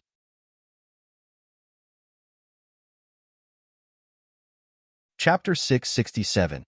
How to Leave. Chapter 667. How to Leave. The reason why they hadn't detonated the bomb was not because they didn't want to, but because they didn't know what trump cards he might have. They wanted to wait until he entered that hole, and they would have greater confidence to kill him. Thinking about this, Yemo became even calmer. Ever since he'd embarked upon the path of cultivation, he had faced too many dangers and unknowns, but never had he been surrounded like today. Yemo knew that if everything around him exploded, then even if he were at the Foundation establishment state, he might not be able to survive such an explosion. The person who buried the bomb had actually overestimated him and wanted to wait until he went into the black hole before blowing the place up. Understanding that, Yemo could only carefully walk into the black hole. Watching the screen, Huang Mei's face changed. She also saw that the man holding the controller wanted to detonate it immediately. Chi-Huan, he went in. You can do it, that woman immediately said as she saw Yemo go in. Even though Yemo was completely surrounded by bombs, they still weren't sure whether they would kill him. The man called Chi-Huan stared at the screen and said, "Wait a bit longer. Once he's completely in, I will press it 10 seconds later. By then, no matter how strong he is, he will be dead for sure." Huang Mei stood at the back and carefully touched the knife in her pocket. Although she had a gun too, she knew she only ranked third in power there. The black hole was Northern Sand's trap for that untraceable man. The man who made Northern Sand unable to rest easy. The two extreme energy stones had disappeared, and not long ago, the eerie scene on the auction ship happened, and the Black Sun Empire's gold reserves suddenly disappeared. Moreover, America's gold reserves were also robbed. This all showed that someone had the ability to appear and disappear out of nowhere. Lu Lin had been suspected the most for the extreme energy stones. but that was proven to have been nonsense. Many guessed that it was Yimo, but many thought it impossible too. When she finally saw Yimo's figure, she realized that it was indeed Yimo who was behind all of that. At this moment, Huang Mei was shocked at the advisor who had guessed it. Only he had guessed it and set up a series of plans against Yimo and Luo Yu.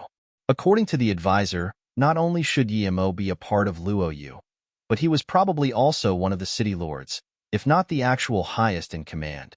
So, everything the advisor did was to force out that mysterious master. She didn't have the status to receive all that information, but she was smart and had guessed it from her conversations with other people and taking into account all that had happened. If Yimo was really the commander of Luo Yu, then he must not die and his identity as the mysterious master mustn't be revealed. Otherwise, she wouldn't be able to go to Luo Yu and expand her ambitions. If someone like that died, it would be a heavy blow to Luo Yu. And if the US knew that Luo Yu had stolen their gold, they would think of any way possible to wage war with Luo Yu. Huang Mei was calculating when the best moment to make her move would be. Once Yimo completely entered the black hole, that would be when the guy with the controller would be the most focused on the screen. That would be the best time to attack. That time quickly came. When Yimo completely disappeared into the black hole, Huang Mei immediately pulled out her dagger and gun. Huang Mei's actions were quick, but the others weren't slow either. The moment she shot out her knife and pulled out her gun, the woman next to her felt something wasn't right and also quickly pulled out her gun. Huang Mei knew that it was best to kill the person next to her and then kill the guy controlling the remote. She knew that if she wasted even a little time, the bomb would go off. The moment Huang Mei's knife struck the man controlling the remote, her gun also went off. She killed two people as quickly as she could as she took them by surprise. Huang Mei knew that her actions would be noticed. She couldn't dodge bullets, but her wits saved her again.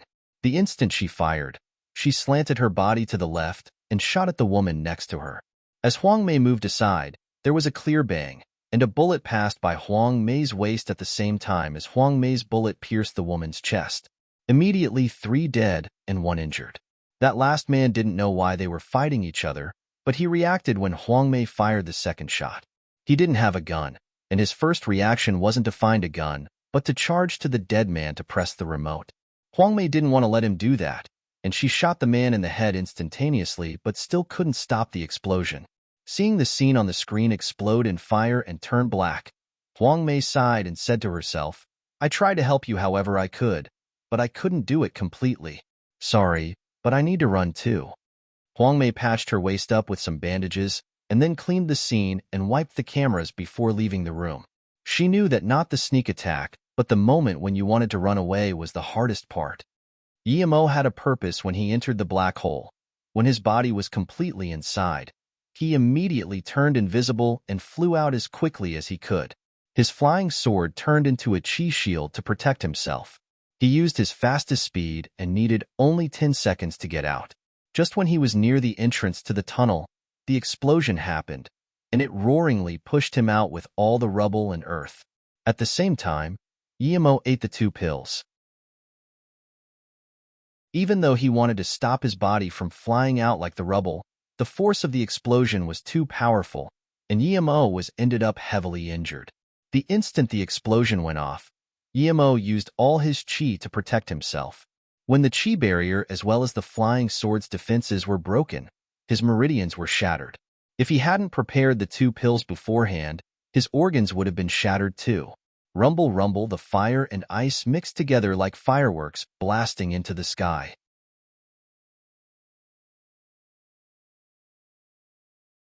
Chapter 668. Chaos. Chapter 668. Chaos. Under that huge explosion, the glaciers started to shatter and countless pieces broke off from the island and started to float away. Yimo fell onto one glacier with a large gust of earth and ice, and it also started to drift away from the island. The explosion immediately caught the attention of the fleets surveilling the area. The fleet started to close in on the island to find out what happened. A small boat left the mass of fleets, and it soon mixed with all the glaciers and became indiscernible. Huang Mei didn't expect she would be able to escape so easily. It was because the explosion caught everyone's attention and because the forest of glaciers became her best hiding spot. What? The island suddenly exploded, and the huge glacier turned into countless smaller ones? When Han Zixin heard the news, he was speechless. If the island exploded, how could Zhang Ju and Li Hu still be alive? Yimo, you don't need to go anymore. Han Zixin murmured to himself and wanted to call Yimo, but the call wouldn't go through. Han Zixin sighed and put the phone down. It was normal that Yimo's phone couldn't be reached. He didn't seem used to using such things. On an island near the Bailing Sea was the real base of Northern Sand. Yimo had guessed right. Northern Sand's HQ was there. At this moment, in the most core meeting room, a man was yelling, "Since the island has exploded, why is there no news being sent back? Who is responsible for this? We were using the Japanese ships and other people's power too. I suppose they fear that nearby countries might catch the signal. Qi Huan is responsible for this, and he's very careful. I don't think he would make a mistake. And that Huang Mei we sent always has a good overview of the broader picture. So even if Qi Huan made a mistake, she would point it out," a sharp voice replied. "Hold on, at this moment, any country is sending messages back and forth, so there's no way Qi Huan and company wouldn't send any news back. Unless they're in a special emergency, something must have happened to them." A hoarse voice sounded again. The man who had been first to speak said, "Try to contact them. I want to know immediately what result we got after spending so much resources and effort on this. Make them send back the video recording immediately." "Yes," a voice replied. "Brother Dongfang, do you think this explosion was due to Yimo? Although you said it's him, I'm still doubtful. I got news that he appeared in Antarctica just now, and a base there had to self-destruct due to him. He can't appear in the North Pole this quickly, right? But if it wasn't Yimo, then who would it be?" the man asked.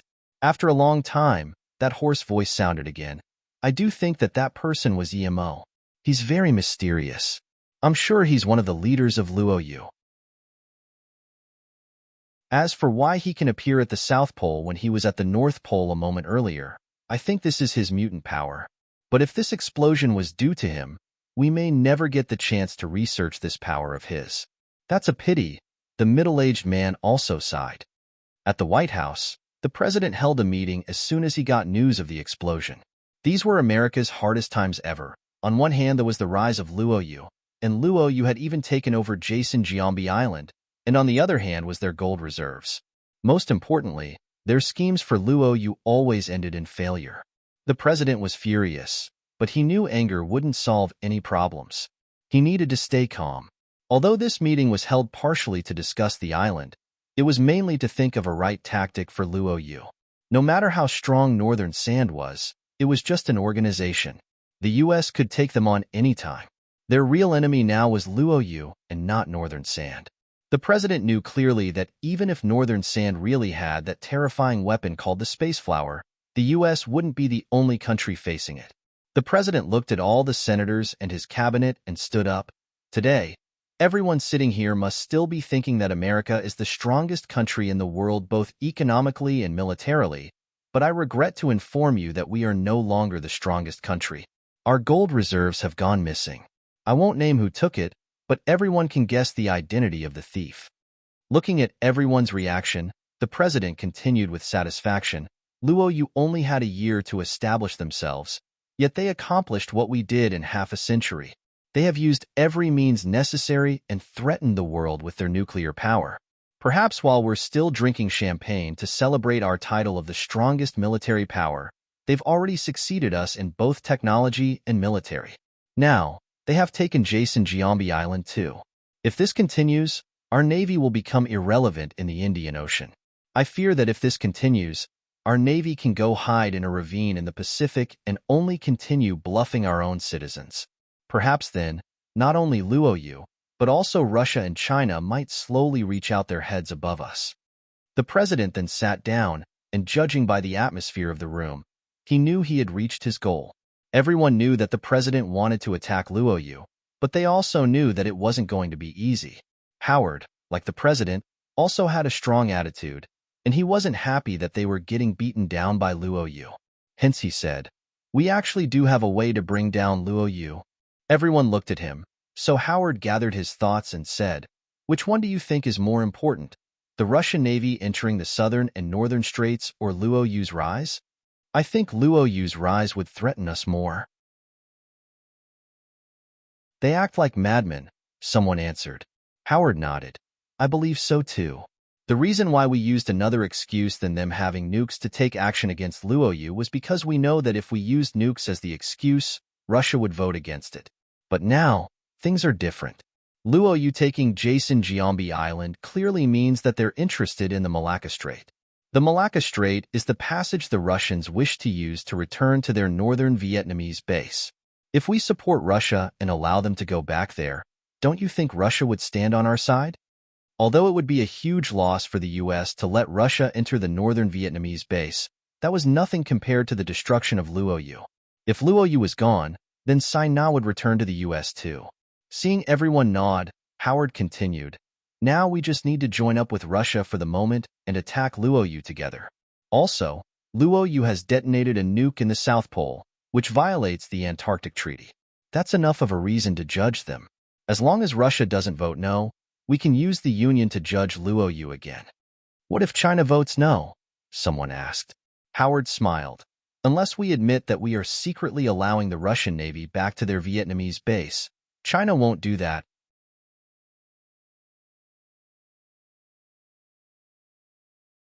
Chapter 669. Don't know if good or bad fortune?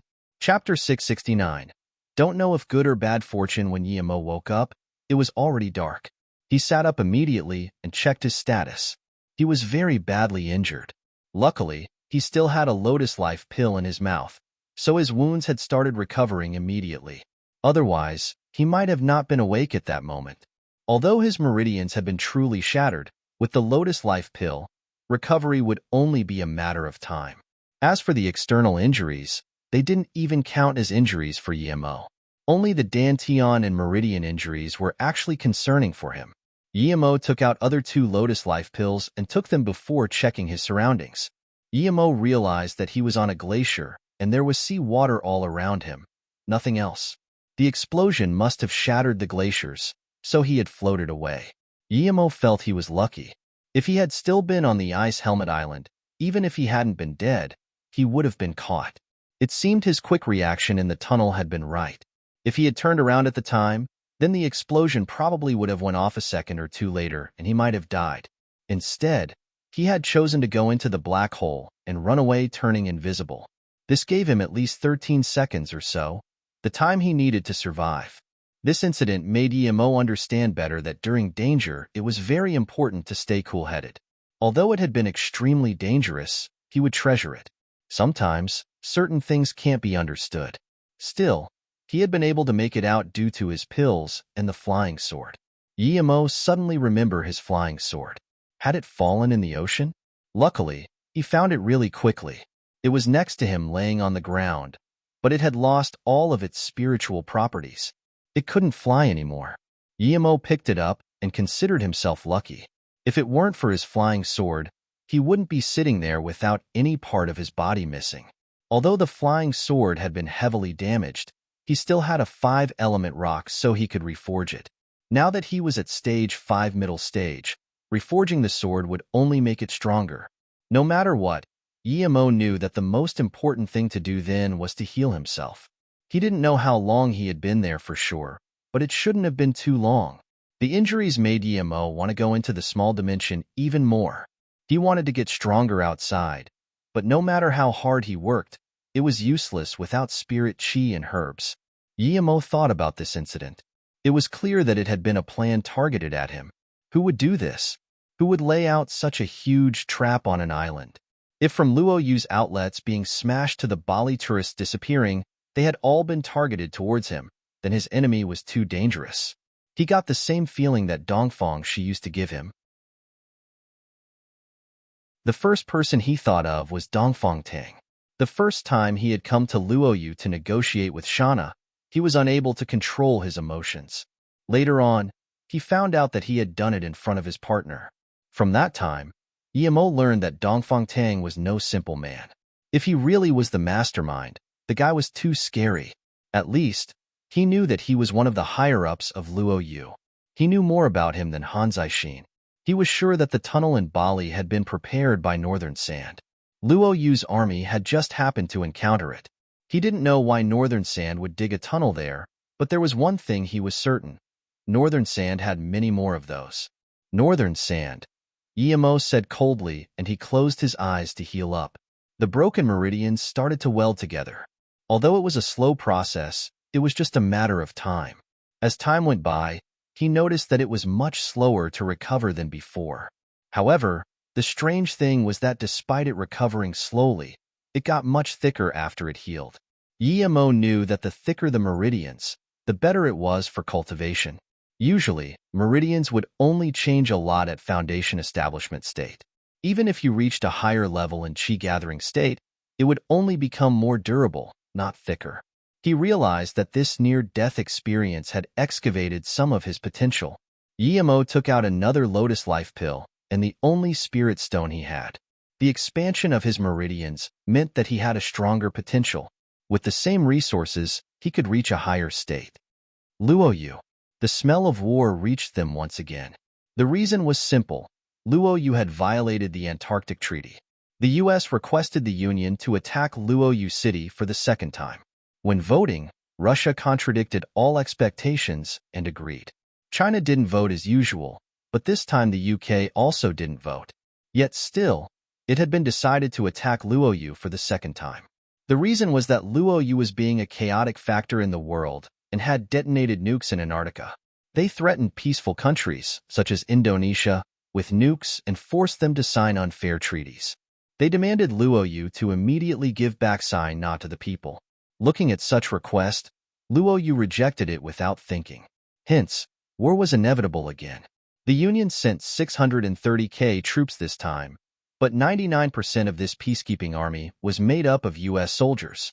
When it was the other country's turn to send troops, they only sent a few symbolically. These bastards! Huang Yinian cursed at the Luo Yu's meeting. Everyone knew that despite it still being the Union attacking Luo Yu, it was just one country, the U.S. As for why the U.S. was in a rush to attack Luo Yu, the answer was crystal clear.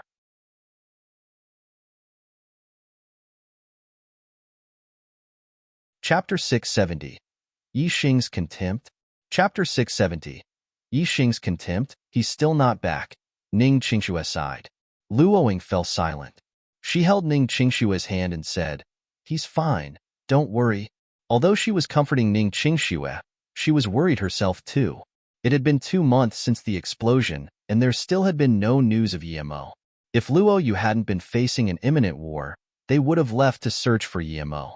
However, they knew that if they left Luo Yu now, it would only cause chaos. They still needed to make a lot of decisions. Emo wasn't there, and they were his wives. If they couldn't stabilize the situation, it wouldn't end up well. Before the war, Emo had left, and if they left too, what would that mean? If there was one person who didn't care about the war, it was Yi Xing. He said casually, "If we manage to crush them the first time, we can again." Su Yuehua was also very confident in Luo Yu's defenses. She had carried war tests, and Luo Yu had created new secret weapons since the last war.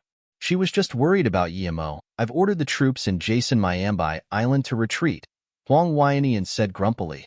He had just gotten a very important military advantage in location, but now he had to give it away. Su Yuehua nodded.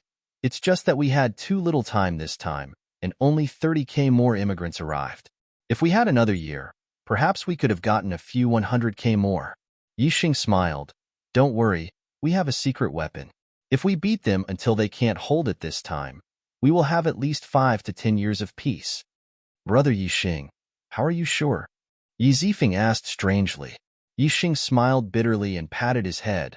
"I don't know why I'm certain. I seem to have a lot of war knowledge in my brain. This small war is like child's game." No one would doubt Yi Xing's capabilities there. Only Su Yuehua knew what secret weapon Yi Xing was talking about.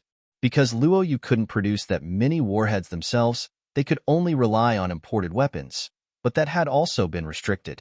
Yi Xing looked down on imported weapons. However, one couldn't just build a production line with money. After many months of hard work, he had invented a new type of missile system called Air Orbit Mini Missile. These were very small missiles, but they had a great explosive power. It was far from what a normal TNT could compare with. When Russia limited Luoyu's missile import, Yixing had started making these already. Yixing knew that although Luoyu's defenses were amazing, if war really started and they were surrounded, then no matter how strong Luoyu's defenses were, they would be defeated if they couldn't attack. So, Yixing created this. Air-orbit mini-missiles were accurate, powerful, and long-ranged. The main advantage was that these missiles couldn't be detected by radar. Also, these missiles could be mass-produced. But Yixing and even Su Yuehua believed that after this war, if the U.S. wanted to provoke Luoyu again, they would need to seriously reconsider war.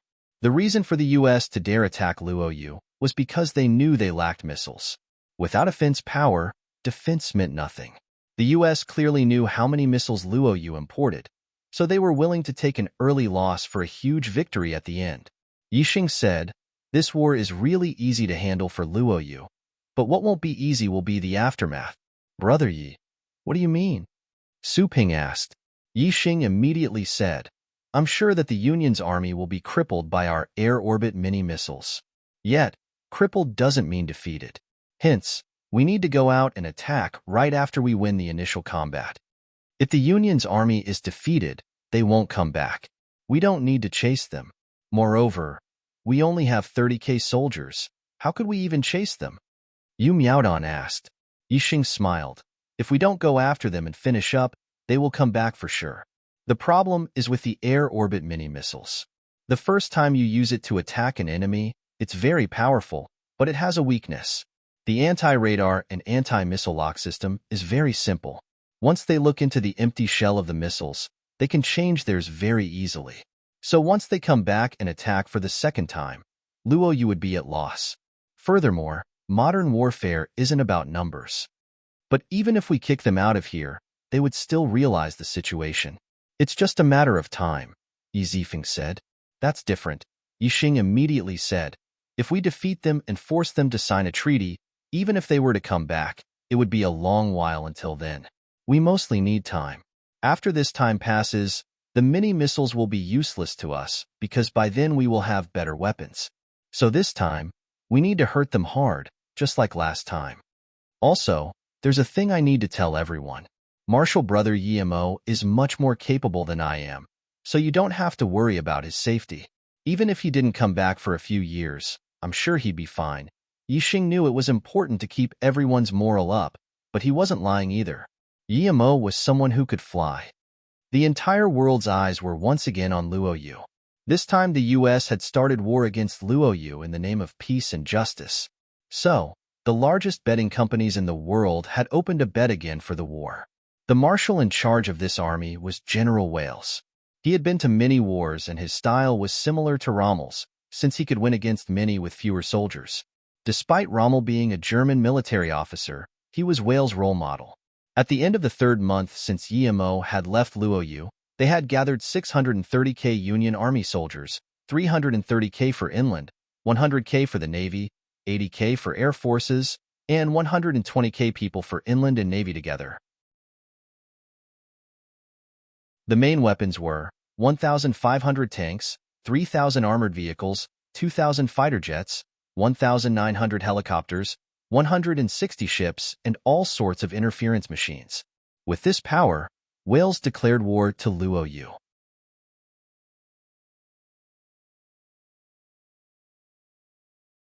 Chapter 671. Tactic. Chapter 671.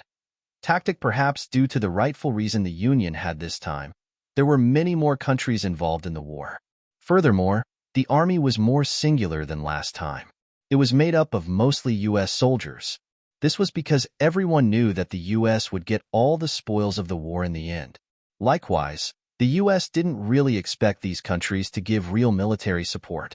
It was impossible that the U.S. would divide the earned land. They would at most share some of the technological items they got with the condition that these countries would support publicly the U.S. Because it was only the U.S. Army attacking, they could only go in through the Malacca Strait and Etah Strait into the Indian Ocean. This was because Luoyu had given up on Jason Mayambai Island to reduce losses. If Luoyu hadn't done that, the U.S. fleet would have had to enter from the Malacca Strait. The land army could only invade from Ethiopia and Kenya. There was no other way.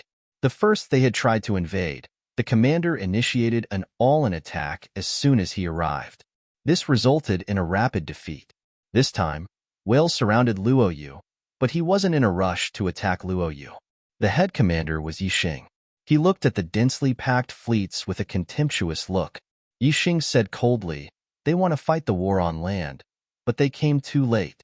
If it had been half a year ago, when we only had a few thousand people, as long as they kept part of Luoyu's troops busy with the navy, it would have been really hard for us to guard Shitan Valley. But now that's not plausible. Luoyu is not a good place for land battle. Why isn't this place suitable for land battle? Moreover, they have so many ships." Su Ping asked. Yixing laughed.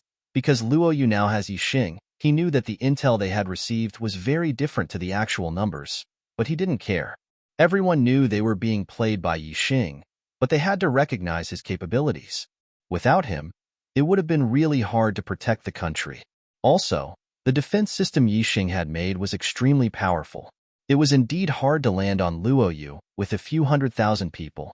Luoyu's navy didn't even need to go out to fight, they just had to wait there.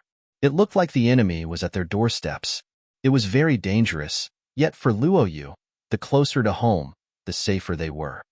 "Commander Yi, didn't we attack when they were at a few 100 miles range last time? Why don't we attack now? Our missile system can send them to heaven," Guiqi asked in confusion. "I want to know how they're going to fight. I still have an ultimate weapon. If they aren't worthy of it, I can't be bothered taking it out. Moreover, although we can fight at a long distance, the accuracy would be lower." Yixing smiled. The Union Army didn't make them wait long. On the huge screen in the command center, masses of jets appeared and flew towards Luoyu like locusts. "How do they have so many planes? There's like 1,000 of them. How come our missile defense system hasn't reacted after these planes appeared?" Su Ping asked in shock. Yixing said calmly, "That's because they're unmanned Pilates. Our defense system can recognize them, and it's really simple to stop them too. We only have to activate our defense system completely." Su Ping asked worriedly, "Why did they send this many autopiloted planes?" Yixing said, "Although these autopiloted planes can also drop bombs, they are simple bombs and can't pose an effective threat to us. Their main purpose is to make us waste our missiles. They know that we have limited missiles, so they came prepared." Although Su Yuehua and Su Ping knew that Yixing had made a new type of missiles, it hadn't been tested in real life yet, so no one knew its effects. If it didn't have the intended effect, Luoyu's missiles would be depleted. "Then let these autopiloted planes come. Ignore them," Su Ping said with a frown. Su Yuehua shook her head. "I think we should still use these mini missiles to blow them apart. We have as much we want. We'll save the large missiles for their naval power and land AR-." Yixing rebuked. "I don't agree with this method. One thing is clear. Most of the ships surrounding Luoyu must be autopiloted too. No matter how rich they are, they can't take out these many ships. So we'll do as they please. We'll use the imported missiles to attack those autopiloted planes and ships." But Su Yuehua and Su Ping looked at each other. They seemed worried. Yixing smiled. "It seems you don't trust me." "Trust me, my mini-missiles are much better than those imported large missiles." "Commander Gua, those planes are about to fly over Luoyu. Open the defense missile system and destroy them all. If those ships are in range, then fire at them too." The planes that flew above Luoyu seemed to be fearless. They fell into the Indian Ocean one by one, but they didn't stop flying to Luoyu. The sky was painted with explosions and black smoke. It was as though nighttime had come early. The Union Army seemed to be enraged by this and kept firing missiles from their ships. However, they were all intercepted by Luoyu's missiles and thrown into the ocean. Aboard the U.S. largest mothership, Wales looked at the ship sink from the command center, but his face was calm. Since Luoyu was wasting their missiles, he had a contemptuous look on his face. They have no real reserves. They want to dominate the entire Indian Ocean with just a strong defense and an interference system. Insolent people. I really don't understand how we lost last time. Wales shook his head. In Wales' eyes, a country that started up as a company dared to stand at the top of the world and challenge the U.S. would be like asking to die. They didn't even have proper military strategists. He had used a tactic, and they couldn't even see through it. Instead, they were doing just what he wanted. Once they used up their missiles, it would be time for them to launch the final attack. Soon, 1,000 planes and a similar number of ships had sunk. Meanwhile, Luo Yu had lost a TV tower. When Wales noticed this, his expression looked a bit unhappy. Although the goal was to get Luo Yu to waste their missiles, they had used quite a lot. Luo Yu's defense missile system was too strong. It had an almost 98% success rate.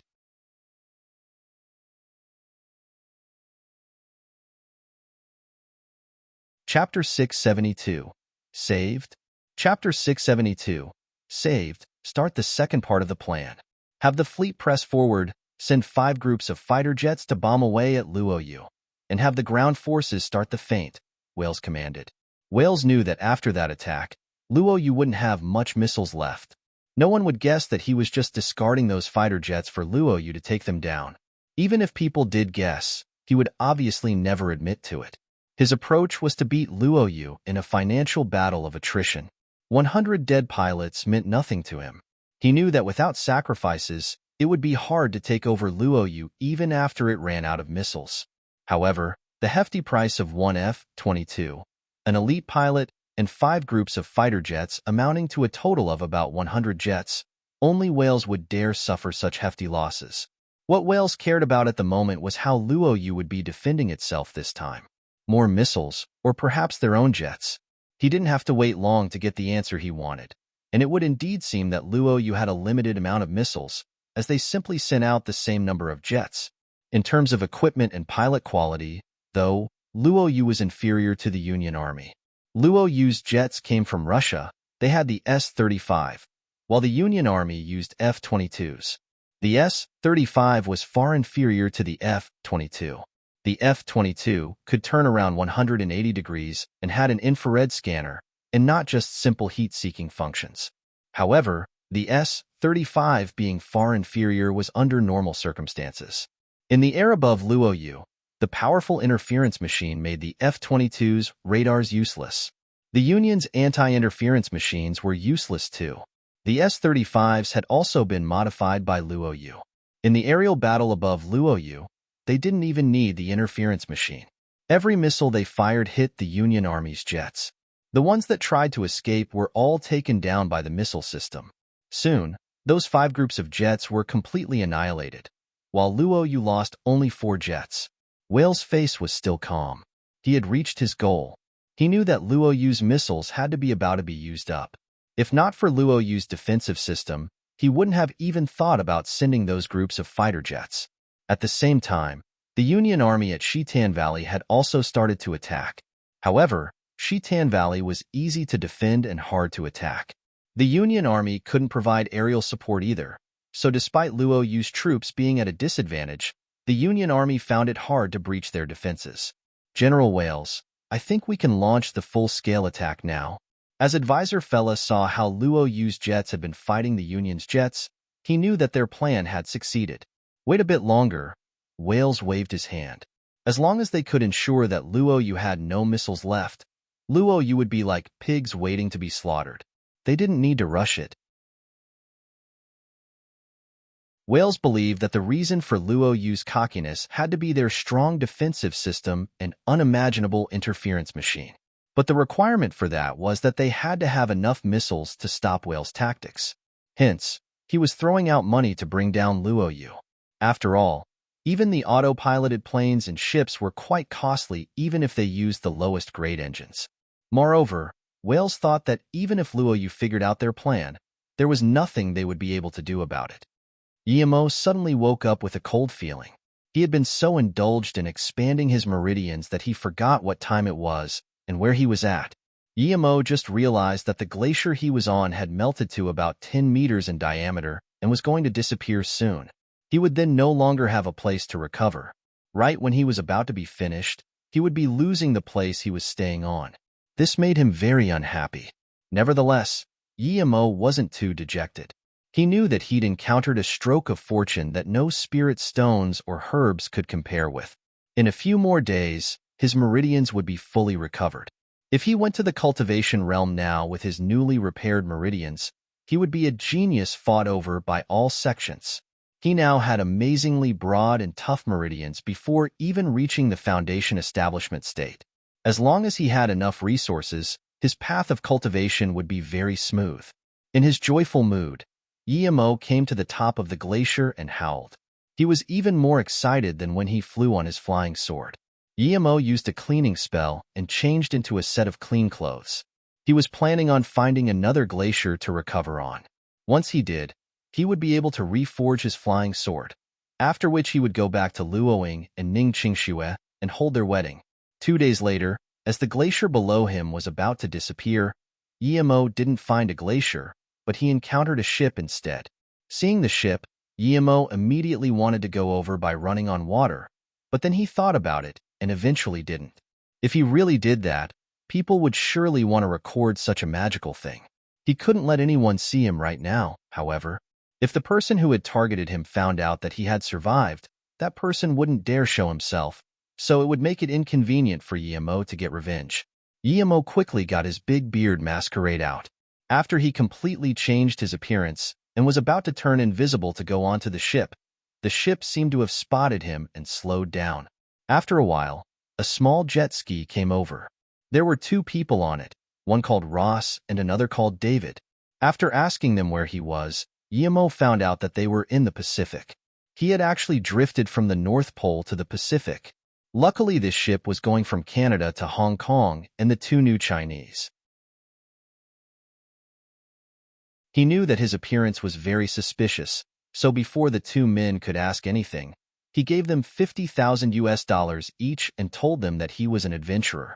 He said that he had wanted to circle the Pacific, but crashed his ship onto coral and survived thanks to finding a nearby glacier to climb on.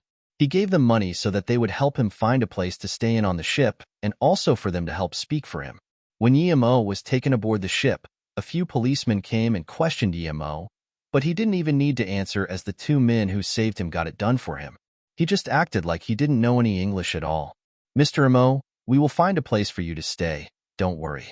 David will take you to dinner first. There's still a long time before we reach Hong Kong, but we hope you have a pleasant journey." The 2 men were very hospitable to Yemo. Because Ross was getting a room for Yemo, Yemo gave him another $50,000 and asked him to get him a quiet and beautiful place. If the money wasn't enough, he could come ask him for more. "It's enough, it's enough." Ross took the money inside. He had really saved a wealthy person this time. Yemo didn't take out more money because he didn't want the 2 to suspect why he had so much cash on him either. When David took Yemo to the dining hall, he told Yemo to relaxedly eat while they were getting him a room. Yemo was in no rush.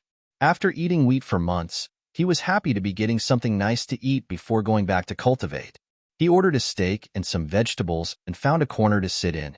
He thought to himself, "Once I recover and remake my flying sword, the first thing I investigate should be the guy who ambushed me. No matter who it was, he must die."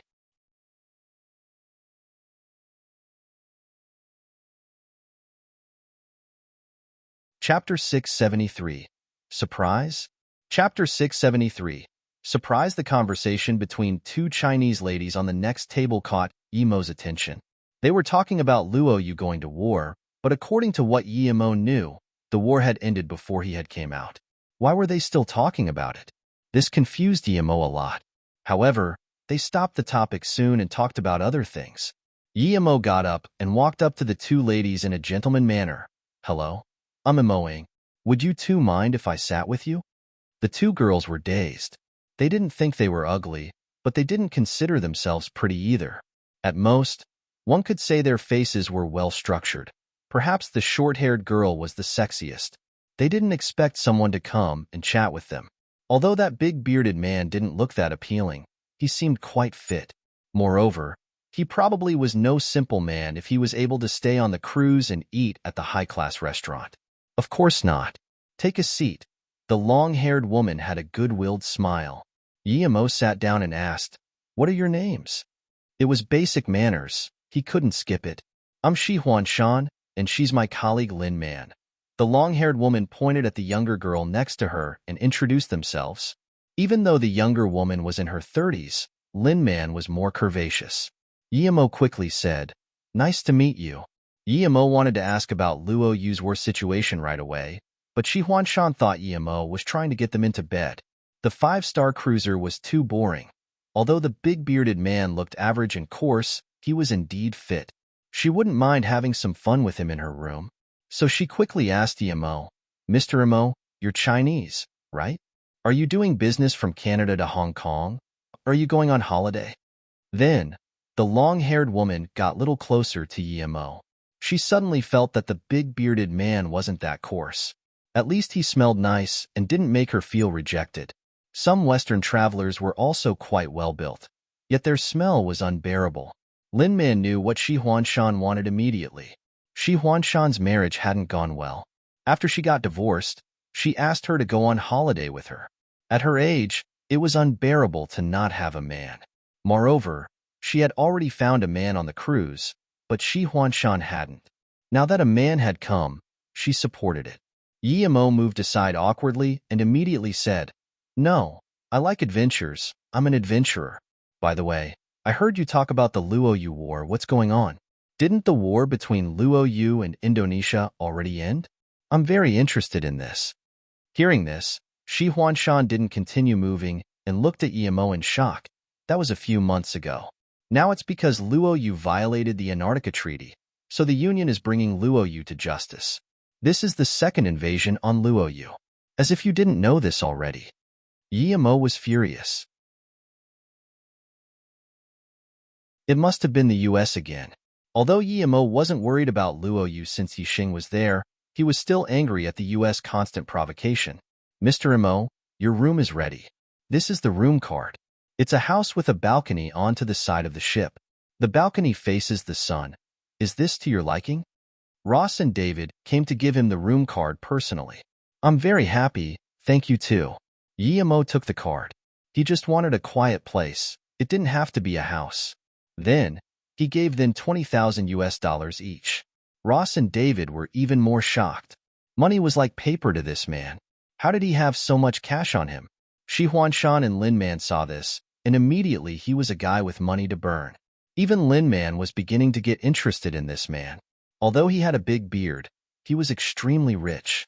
It was even fine if the two women shared him. But Yimo already knew what was going on and didn't want to stay there. Just when he got up, a familiar figure walked into the restaurant. "Sister Yin?" Yimo was shook. How come was she here? "Hey, wait dash," Yimo was about to call her Sister Yin. But he immediately remembered that she was still his auntie. It wouldn't be appropriate to call her sister. The woman heard Yimo's call and turned around. She looked around and saw it was a big-bearded man and two girls. She frowned and left. Yimo saw a cold-faced woman, but she didn't look like Sister Yin. However, he immediately realized that she probably had disguised herself. He hadn't expected to meet her here. Thinking about this, Yimo wanted to chase up. "Wait." Yimo tried to leave, but Lin Man grabbed him. Yimo was desperate and pushed her hand away. His actions were a little vulgar. Lin Man was dazed and said at once, "How can you be so rude?" "Sorry, I just saw someone I knew." Yimo knew he was wrong and apologized. He tried again to leave, but Lin Man sneered and didn't let him. "You saw someone you knew? You just wanted to flirt with that woman. You were just talking to Huanshan, and now you're going to talk to another woman. Aren't you a bit too shameless?" Yimo opened his mouth surprised. He thought, since when was I flirting with Huanshan? I was just asking a question. "What's wrong, Ms. Lin Man?" A man in his 30-foot came up with a bag in his hand, who would carry a bag around with him all the time on the ship. Out of curiosity, Yimo scanned his spirit sense. It was a cloth with 3 milky white stones wrapped in it. Yimo was in shock. These were spirit stones. Yimo's heart started to skip rapidly. He even cast Sister Yin aside and started thinking about how to get these stones. It was quite easy for Yimo to get them, but he also wanted to know where they came from. He could always steal them, but he would buy it if it was an acceptable price.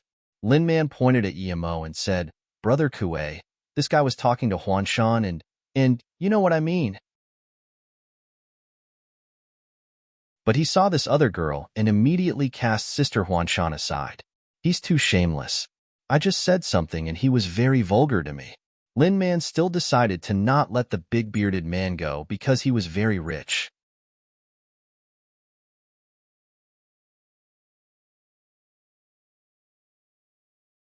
Chapter 674. Strange Sister Yin. Chapter 674. Strange Sister Yin. Many people had come watching the scene. When did we ever dash? Yimo asked speechlessly. Before he said anything else, Lin Man said with red eyes, "You dare ask when? You already don't want to take responsibility of what you did last night." After her statement, people around them started discussing amongst themselves. Yimo was speechless. He had still been on the glacier the previous night. What had he done? "Hello, I'm Meng Kuei, a business manager of the U.S. Sika Communications Company." Meng Kuei reached out his hand and smiled. He didn't know who Yimo was.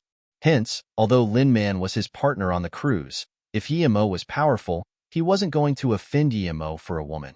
So he needed to ask about Yimo's origin to see if he could take on him. Sika Communications? Yimo felt this name was very familiar. It took him just a moment to remember.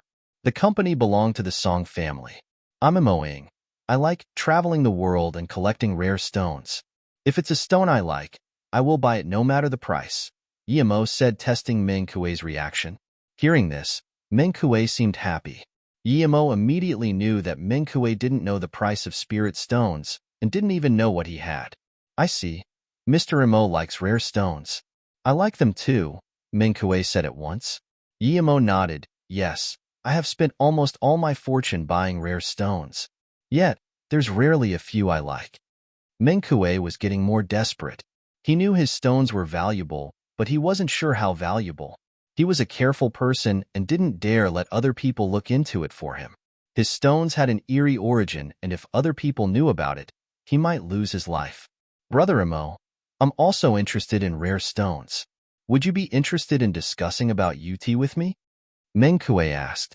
Of course, Yimo was interested. Yimo also smiled. Brother Meng, we seem to share the same liking.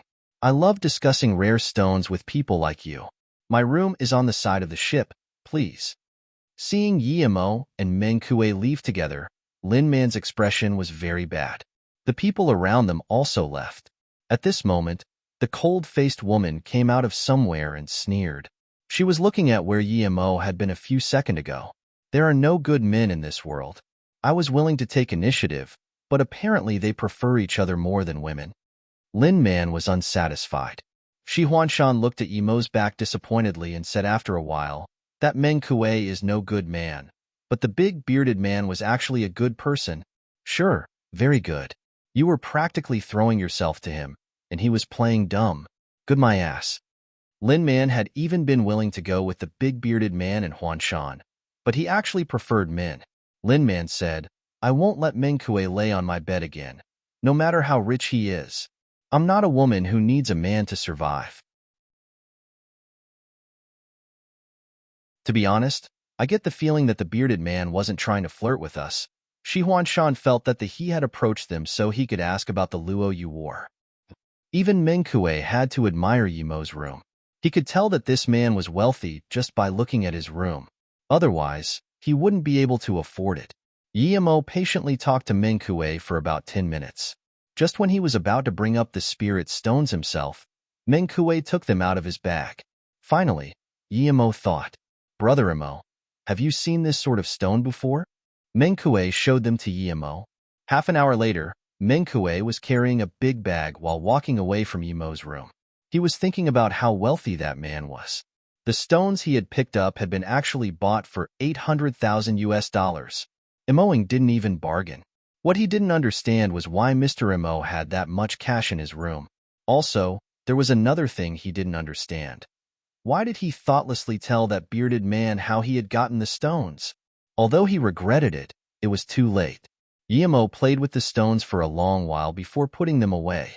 He hadn't expected to be able to get 3 spirit stones for 800,000 US dollars. The only pity was that Meng Kuei had found them randomly. A month ago, Meng Kuei was traveling in Canada. One night at a tourist spot, he saw 2 people fighting. He hid and didn't dare move. When he came out, they were both dead. He found that one of them had a wooden box which contained the stones. Meng Kuei knew they weren't ordinary stones. After he got them, he wanted to go to Hong Kong at once and sell them. He had managed to sell them before he even reached Hong Kong. He knew that the stones were worth more than 800K, but he was very happy that he could sell them for this price. It made him uneasy to carry them with him constantly. Yemo shook his head. He then started thinking about Sister Yin. He quickly scanned out his spirit sense as soon as he walked out of the room. Although his meridians hadn't completely recovered, his spirit sense could reach 1,500 meters now. It was a lot more compared to the 1,200 meters he could reach before. Yemo soon found Sister Yin in a low-quality room. Yemo realized something was off. He had given her a lot of money. How could she be staying in a low-quality room? Yemo went to her door and knocked. Yin heard this and she was instantly dazed.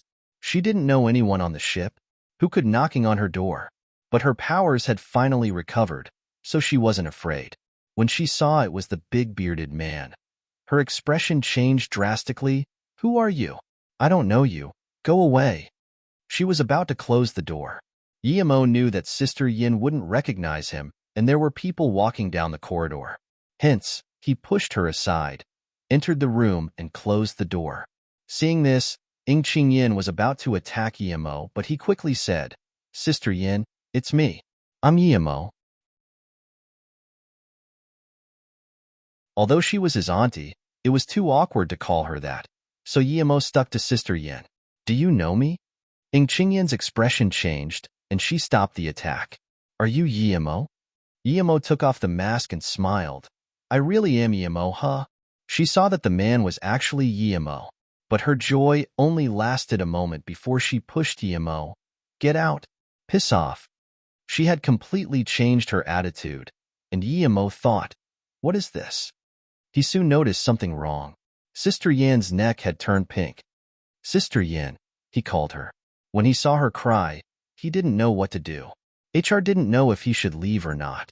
He thought she would be very happy to see him. After a long time, she calmed down and suddenly said, "Did you see the diary I gave you?" "Yes, I saw it." Yemo wanted to say he had only read the cover, but Sister Yin's neck turned even redder, and then she started crying.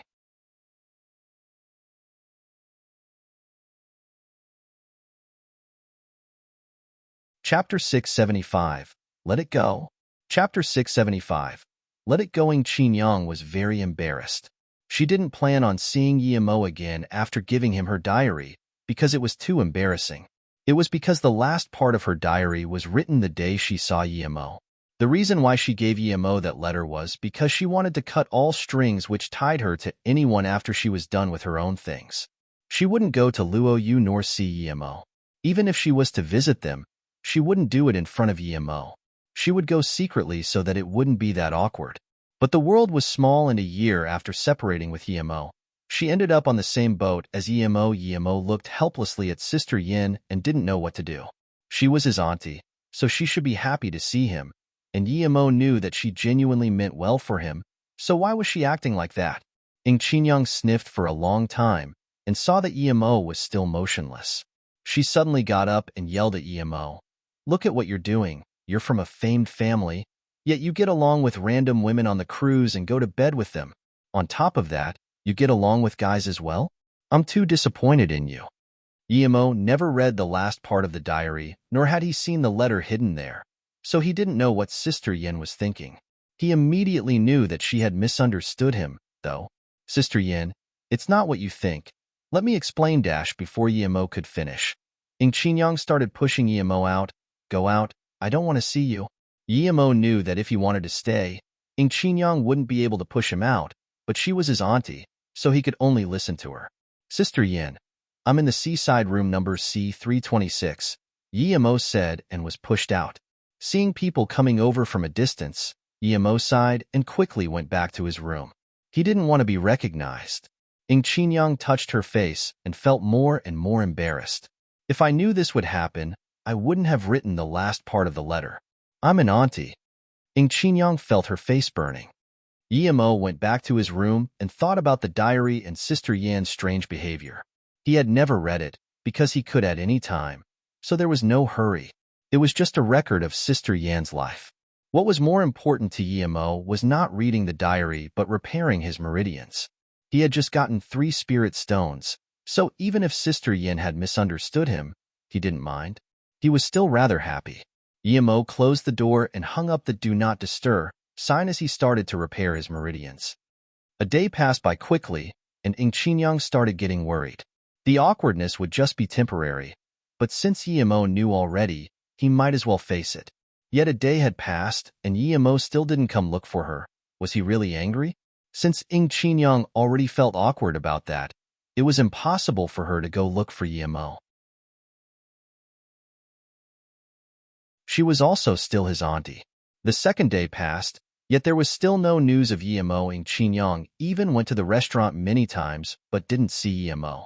She even wanted to ask the woman next to Lin Man, but thinking about how that ugly woman had slept with Yemo, she felt too uncomfortable to do that. On the third day, she finally couldn't take it and went over to Yemo's room. The Do Not Disturb sign made her very angry. Meanwhile, Yemo was very happy. He had just completely recovered his meridians and gone from stage 5 middle stage to stage 5 tertiary stage. Although he had used up that spirit stone from the auction, he was still very happy, because with his current progress, he would definitely be able to reach stage 6 with the help of his 3 newly acquired spirit stones. But spirit stones were rare, so he didn't want to use them yet. He would try to have his breakthrough paying the smallest price possible. After taking a shower, Yemo was about to go visit Sister Yin and perhaps eat with her before starting to repair his flying sword when suddenly, someone knocked on his door. Yemo's spirit sense immediately picked up on an angry and worried Sister Yin. She had taken off her masquerade and looked just like the young girl on the picture in her diary. If he didn't know that she was more than 10 years older than him, he would have thought this pretty girl was a university student. At this moment, Yemo remembered the image of Sister Yin when she fell over in the bathroom. Her perfect curves had made him lose his mind a bit. Knock knock, Yemo didn't dare keep thinking about it and quickly opened the door.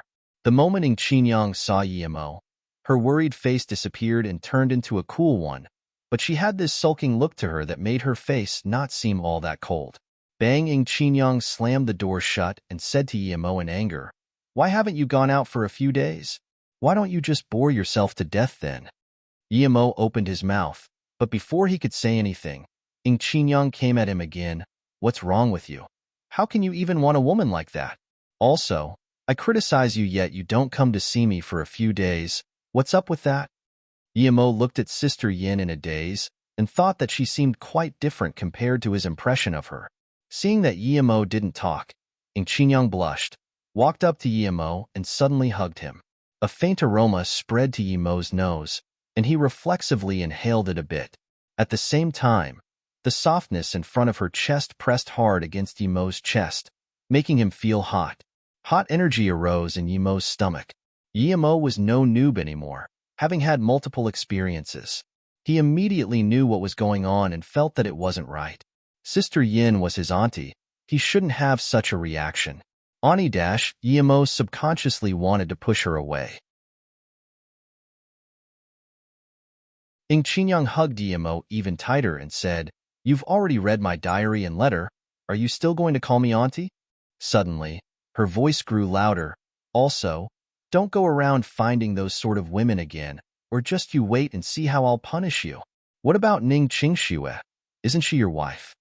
Then, Ng Qinyang suddenly let go off Yemo and pinched his ear. "Is your wife uglier than those two?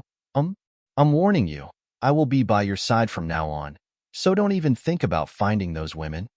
Yemo's face blushed, and he felt this auntie was too bold. "What are you getting embarrassed about? Even if I like you, so what? I'm not your real auntie anyway." Ng Qinyang looked at Yemo's embarrassed state and suddenly felt happy. It was better to let go of her inhibitions, and there was no need to stay awkward. "What, Sister Yin? You're not my real auntie?" Yemo looked at her in shock. "Indeed, apparently I was found by my master.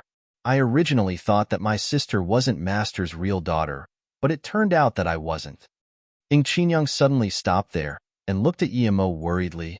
"You didn't know? Did you not read the diary?" Yemo smiled bitterly and said, "I wasn't able to finish it. I never found the time to finish reading." Ying Qinyang's face suddenly burst red as she pushed Yimo away and said in a loud voice, "Give me the diary now, quick."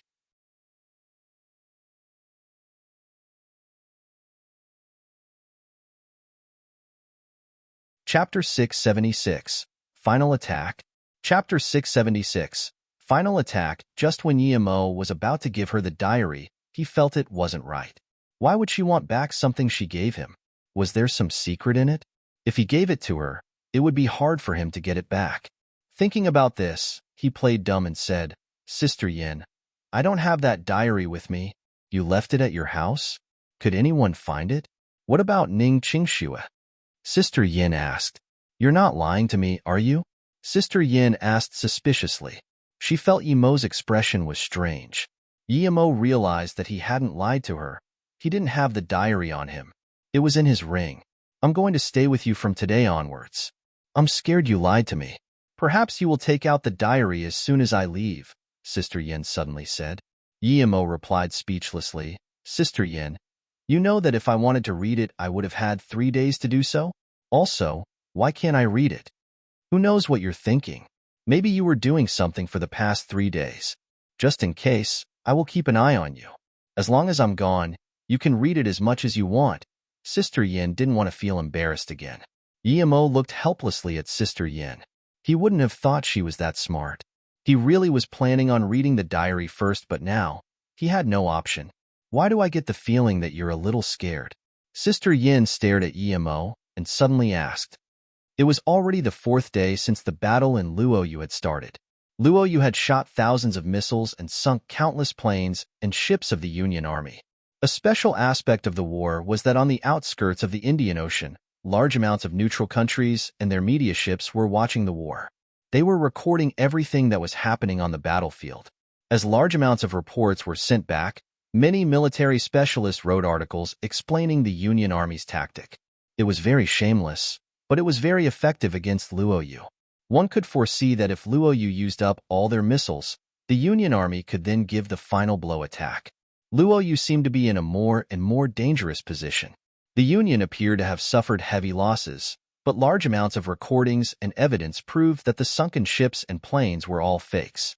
Otherwise, how could they just send thousands of ships and planes for Luoyu to sink? More and more people looked unfavorably at Luoyu, except for one person. He was Shi Kelong, the one who wrote about the New Age warfare after the first battle in Luoyu. He felt that the series of actions Luoyu had been taking all had deep thinking behind. He doubted that Luoyu couldn't see what the Union Army was doing. The reason they kept firing missiles wasn't as a last resource, but because they had other means.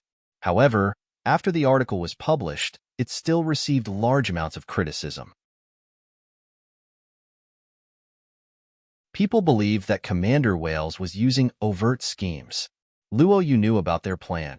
However, there was nothing they could do about it because they still had to take them down. At the Luoyu Command Center, Yixing and the rest sat in a round table. They weren't talking about the war. They were discussing the inner chaos. Feng Wei, who was responsible for Luoyu's security, reported that the Jews on the outskirts of Luoyu were starting riots. They demanded Luoyu to stop the war and accept all of the Union Army's orders. "I'm sure that they're all spies. The best way is to kill them all." Su Ping was very angry. Luoyu was at war, and these people were causing trouble in the back. Su Yuehua shook her head. "I think this is an opportunity." Opportunity? Other than Yixing, no one knew what Su Yuehua meant. Su Yuehua glanced at Yixing and smiled. "There aren't a lot of people rioting. Su brother is right. These spies did indeed start the riots, but we can take advantage of it." Su Yuehua continued, "The main purpose of the rioters is to spread their influence and increase the range of the riot to catch the attention of our army. But they're underestimating Luoyu's solidarity.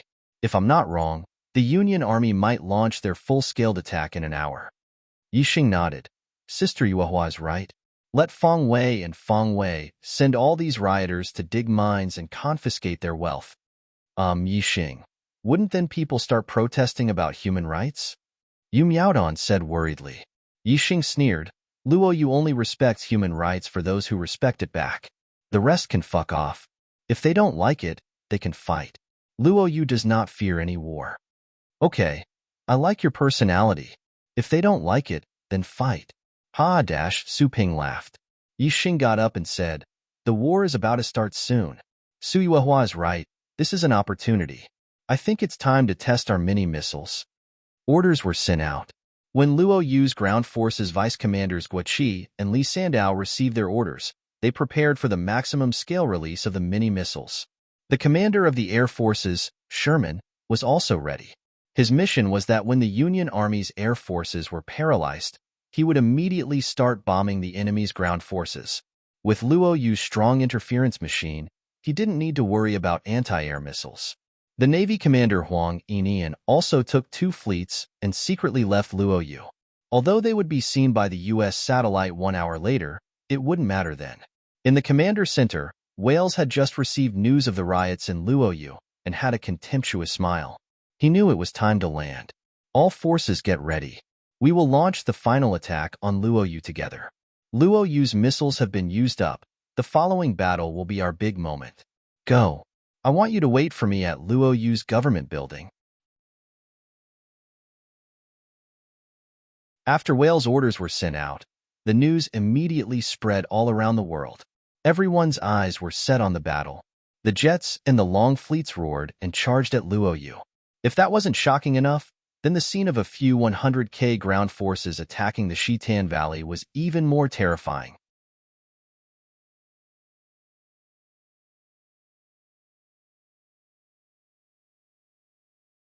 Chapter 677. The Killing Blow. Chapter 677. The Killing Blow. As Wales stood on the top deck of the mothership and looked over the dense flock of planes and ships rushing to Luo Yu through his telescope, he couldn't help but raise his lips. The advisors stood beside him, and although they didn't talk, from their eyes it was easy to tell that they really admired their commander. At the start of the war, no one had the same amount of courage as Wales. He went against everyone's suggestions and ordered the creation of large sums of fake planes and ships. This cost tens to almost $100 billion alone, and then there was his order for 5 groups of F-22s to attack Luo Yu. No one else would have dared do that. Wales knew that he had sent those people to their deaths, and if the American citizens knew about his plan, they would call him the greatest of criminals. But he had succeeded. You only had to look at how Luo Yu hadn't shot a single missile anymore to know that Wales was right. He had depleted Luo Yu's missiles, and now the Union Army was getting closer and closer to Luo Yu. As long as they occupied the shores, then no matter how high-tech Luo Yu's defenses were, they would lose for sure. Wales looked back towards his subordinates and enjoyed the admiration they felt for him. He could already picture himself standing on the top of Luo Yu's main governmental building with the whole world cheering for him. The American citizens would greet him as a hero, and perhaps he would even be the next president. Wales commented calmly, "Men, perhaps in a few hours we will be having champagne in Luo Yu's governmental building." But Wales then felt very strange as he didn't see any joy on his advisors, which was very abnormal. Instead, he saw horror and worry. Suddenly, countless rumbles sounded. Wales subconsciously looked back, and his face became pale. The Indian Ocean was filled with missiles which seemed to have grown eyes as they struck all their ships accurately. Only a rare few would fall into the ocean. Most of the missiles went on to create huge explosions. Their interception missiles were useless against these mini-missiles, and even if they had been effective, it would be a joke to try to use them to take care of all those small missiles. Mini-missiles?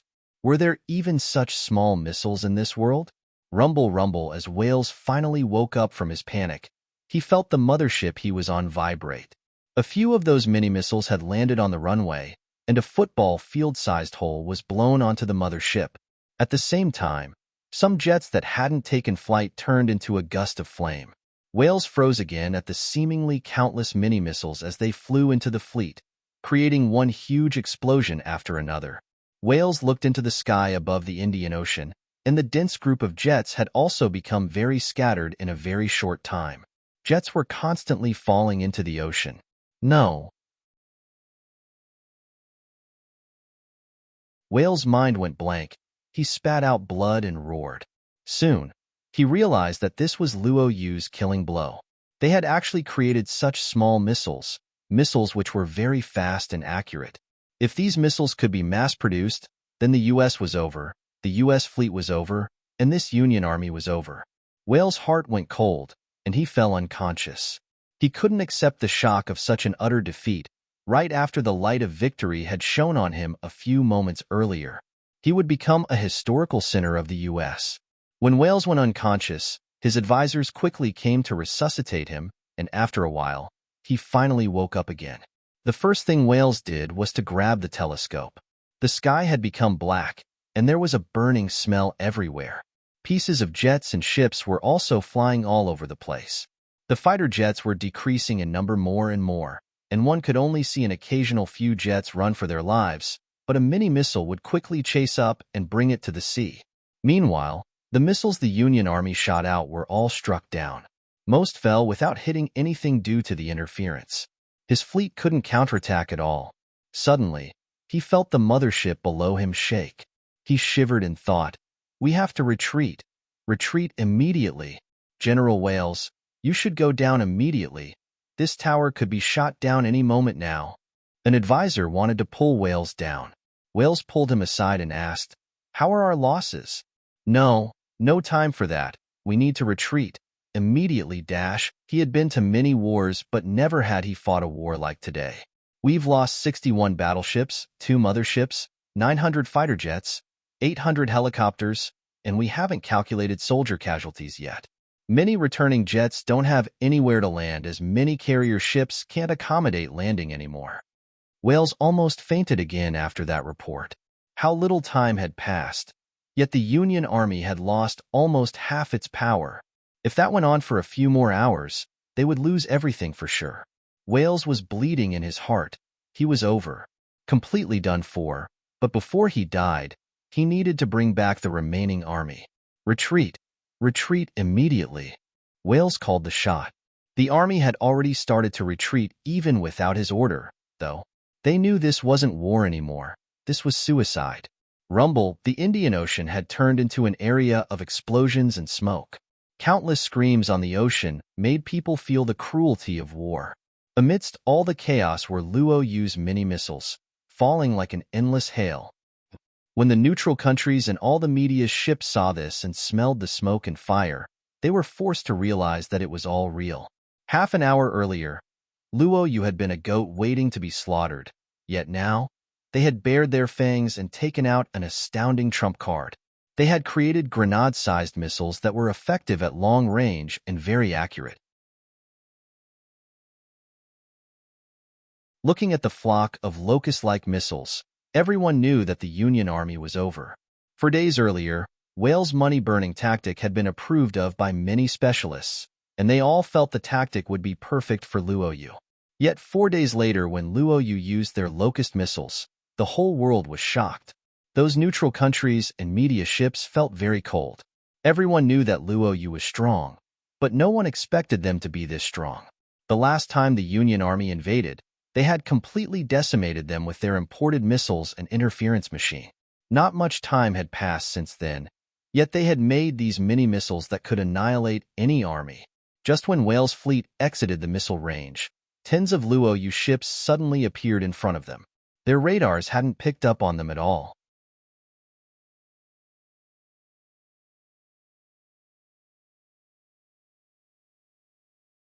Chapter 678.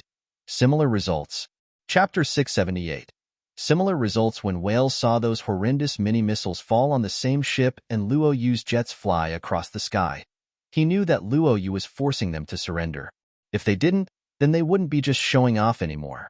Those locust missiles would swarm them once again.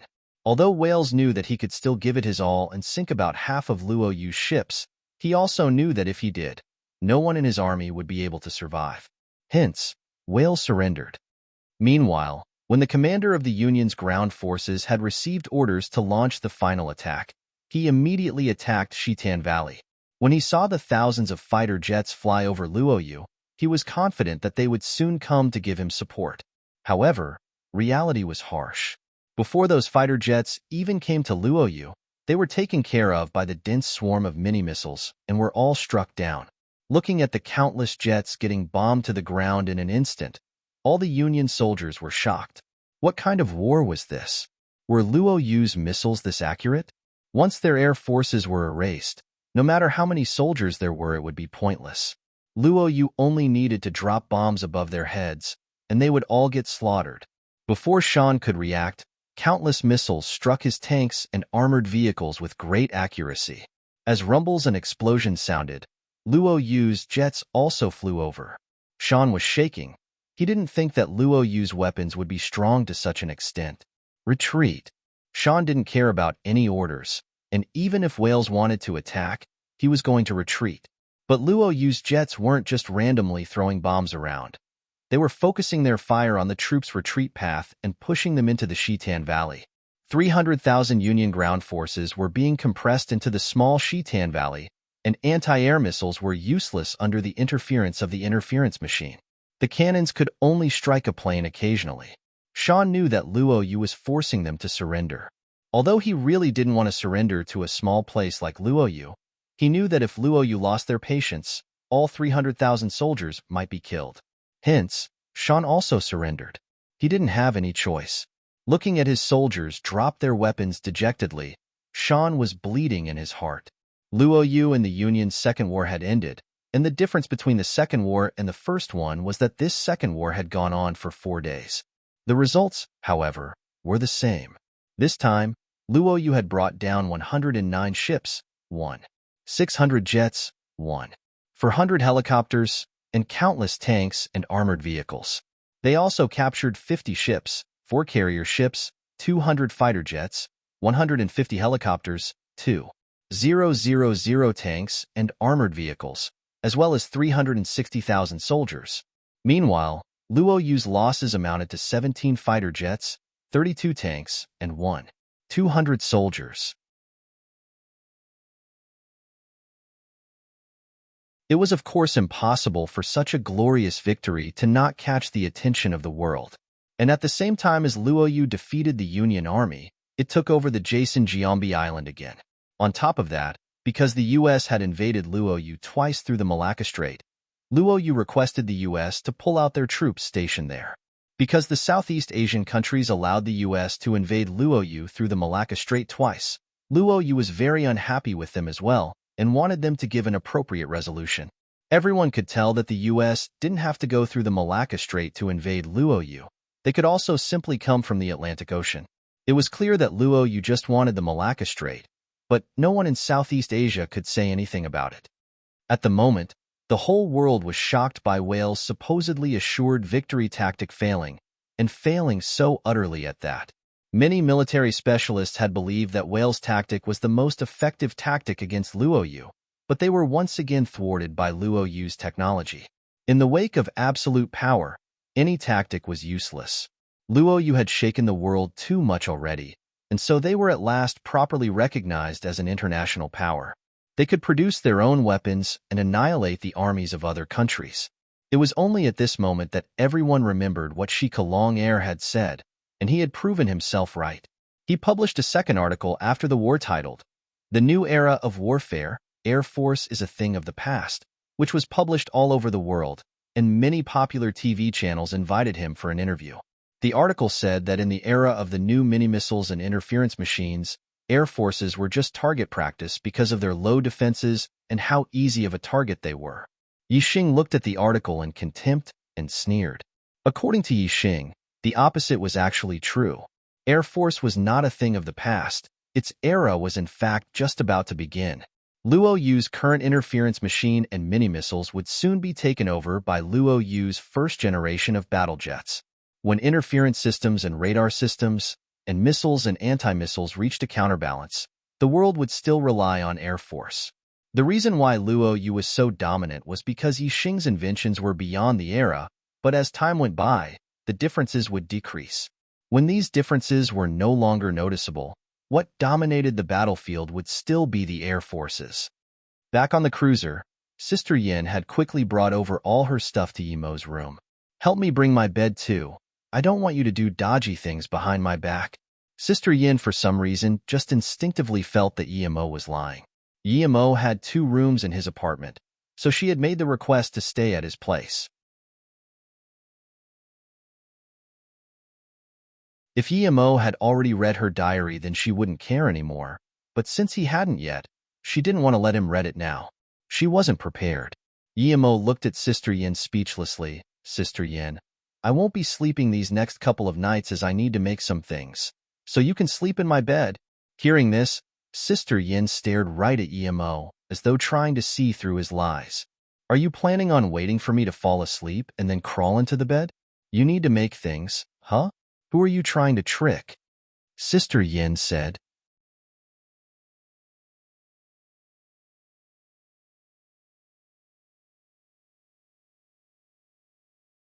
Chapter 679. Face-slapping provocation. Chapter 679. Face-slapping provocation. Sister Yin, I really need to take care of things. You can watch me on the side, but you can't disturb me. If you do, my chi will react and hurt me. Yemo was quite close with Sister Yin, so he didn't plan on hiding it from her. When he finished making the flying sword, he would take her out of there. After all, he had been staying on the ship for too long. However, the chi going wrong part was fake. He just didn't want her to disturb him. Are you for real? Is it that serious? Sister Yin looked at Yemo in disbelief. Yemo nodded. Sister Yin, you've taken the pill I made. What do you think of the face-preserving pill I gave you? It's really good, isn't it? And about the chi increasing pill, just look at the fact that you reached yellow level middle stage. You know that I didn't lie to you. You can see my power? Sister Yin looked at Yemo in confusion. The pills Yemo had given her were absurdly powerful. The face-preserving pill turned her back to a young girl, and the chi-increasing pill helped her go from below yellow level to yellow level middle stage. Now, she started to believe Yemo's words. Thinking about this, she got up. How about I go outside and you can call me when you're done? If I did interrupt you, I would really regret it. Yemo felt a little touched and smiled. Sister Yin, you only need to keep quiet. It is fine. Sister Yin nodded after hesitating for a while. She really wanted to see what Yemo was making. Yemo took out a chi-increasing pill. He gave it to Sister Yin and said, although you're at yellow level middle stage, you like running around too much. I feel your power is too low. I got this book from an old nun. It should be a decent ancient martial arts cultivation method. Have a look. Forging artifacts is very boring, but you can watch if you want. The book didn't have a cover. It was the cultivation method of the Ci Hang Jing Temple. It shouldn't be bad. Seeing Sister Yin accept these things, Yemo could rest assured. He started to refine his flying sword. It had been a few days after the war, but the incident wasn't over yet. Luo Yu had forced the Union Army to retreat with dominating power. The moment that the war ended, Luo Yu didn't talk about war. Instead, they announced that Luo Yu's new intercontinental missiles were ready. They had Luo Yu's strongest interference system on them. On that same day, they tested these missiles on a deserted island in Antarctica. These new missiles accurately sunk the entire island. This was pure cockiness. Although Luo Yu hadn't detonated a nuke, they had still turned the island into nothing. Luo Yu's actions were like a slap in the U.S. government's face. It was so bad that theoretically they should urge for a third invasion. But this time, the U.S. stayed silent. The U.S. reaction finally let everyone know that Luo Yu wasn't a country easy to mess with. If even the U.S. ignored it, no other country would dare make any comment about it. After realizing that they had lost their entire army again, the U.S. president almost flipped the White House. When he heard that the first thing Luo Yu had done was launch an intercontinental missile to the Antarctica, he was so angry that he wanted to declare a third war. But he didn't dare do anything. He still had common sense. He knew that last missiles had been to provoke the U.S., but he couldn't do anything about it. Not only that, but he also feared them. Luo Yu was too powerful. Their technology was the world's most advanced. An intercontinental missile was nothing. Many countries had it, and their own could reach anywhere in the world. But Luo Yu's missiles were different to other countries. Other ones could be intercepted, but Luo Yu's radar system and interference system was so powerful that no country had the ability to intercept it. The president could also imagine that if Luo Yu got too angry and launched countless of these new missiles at them, the U.S. would experience massive collateral damages. So he knew now wasn't the time to condemn Luo Yu, but the time to think about how to resolve issues. The president knew from the last war that if Luo Yu didn't get any benefit out of it, they would be merciless. Although they held daily conferences at the Union, they had no way to calm Luo Yu's anger. What worried them the most was Luo Yu had sunk a deserted island right afterwards. Their intentions were clear. If Luo Yu wasn't happy, then their next missile wouldn't be sent to a deserted place. The second day, Su Yuehua announced on live TV, "I hope that the Union is an organization that seeks keeping world peace, not one that looks for wars. I don't want people to use the Union as an excuse to invade other countries' land and rights.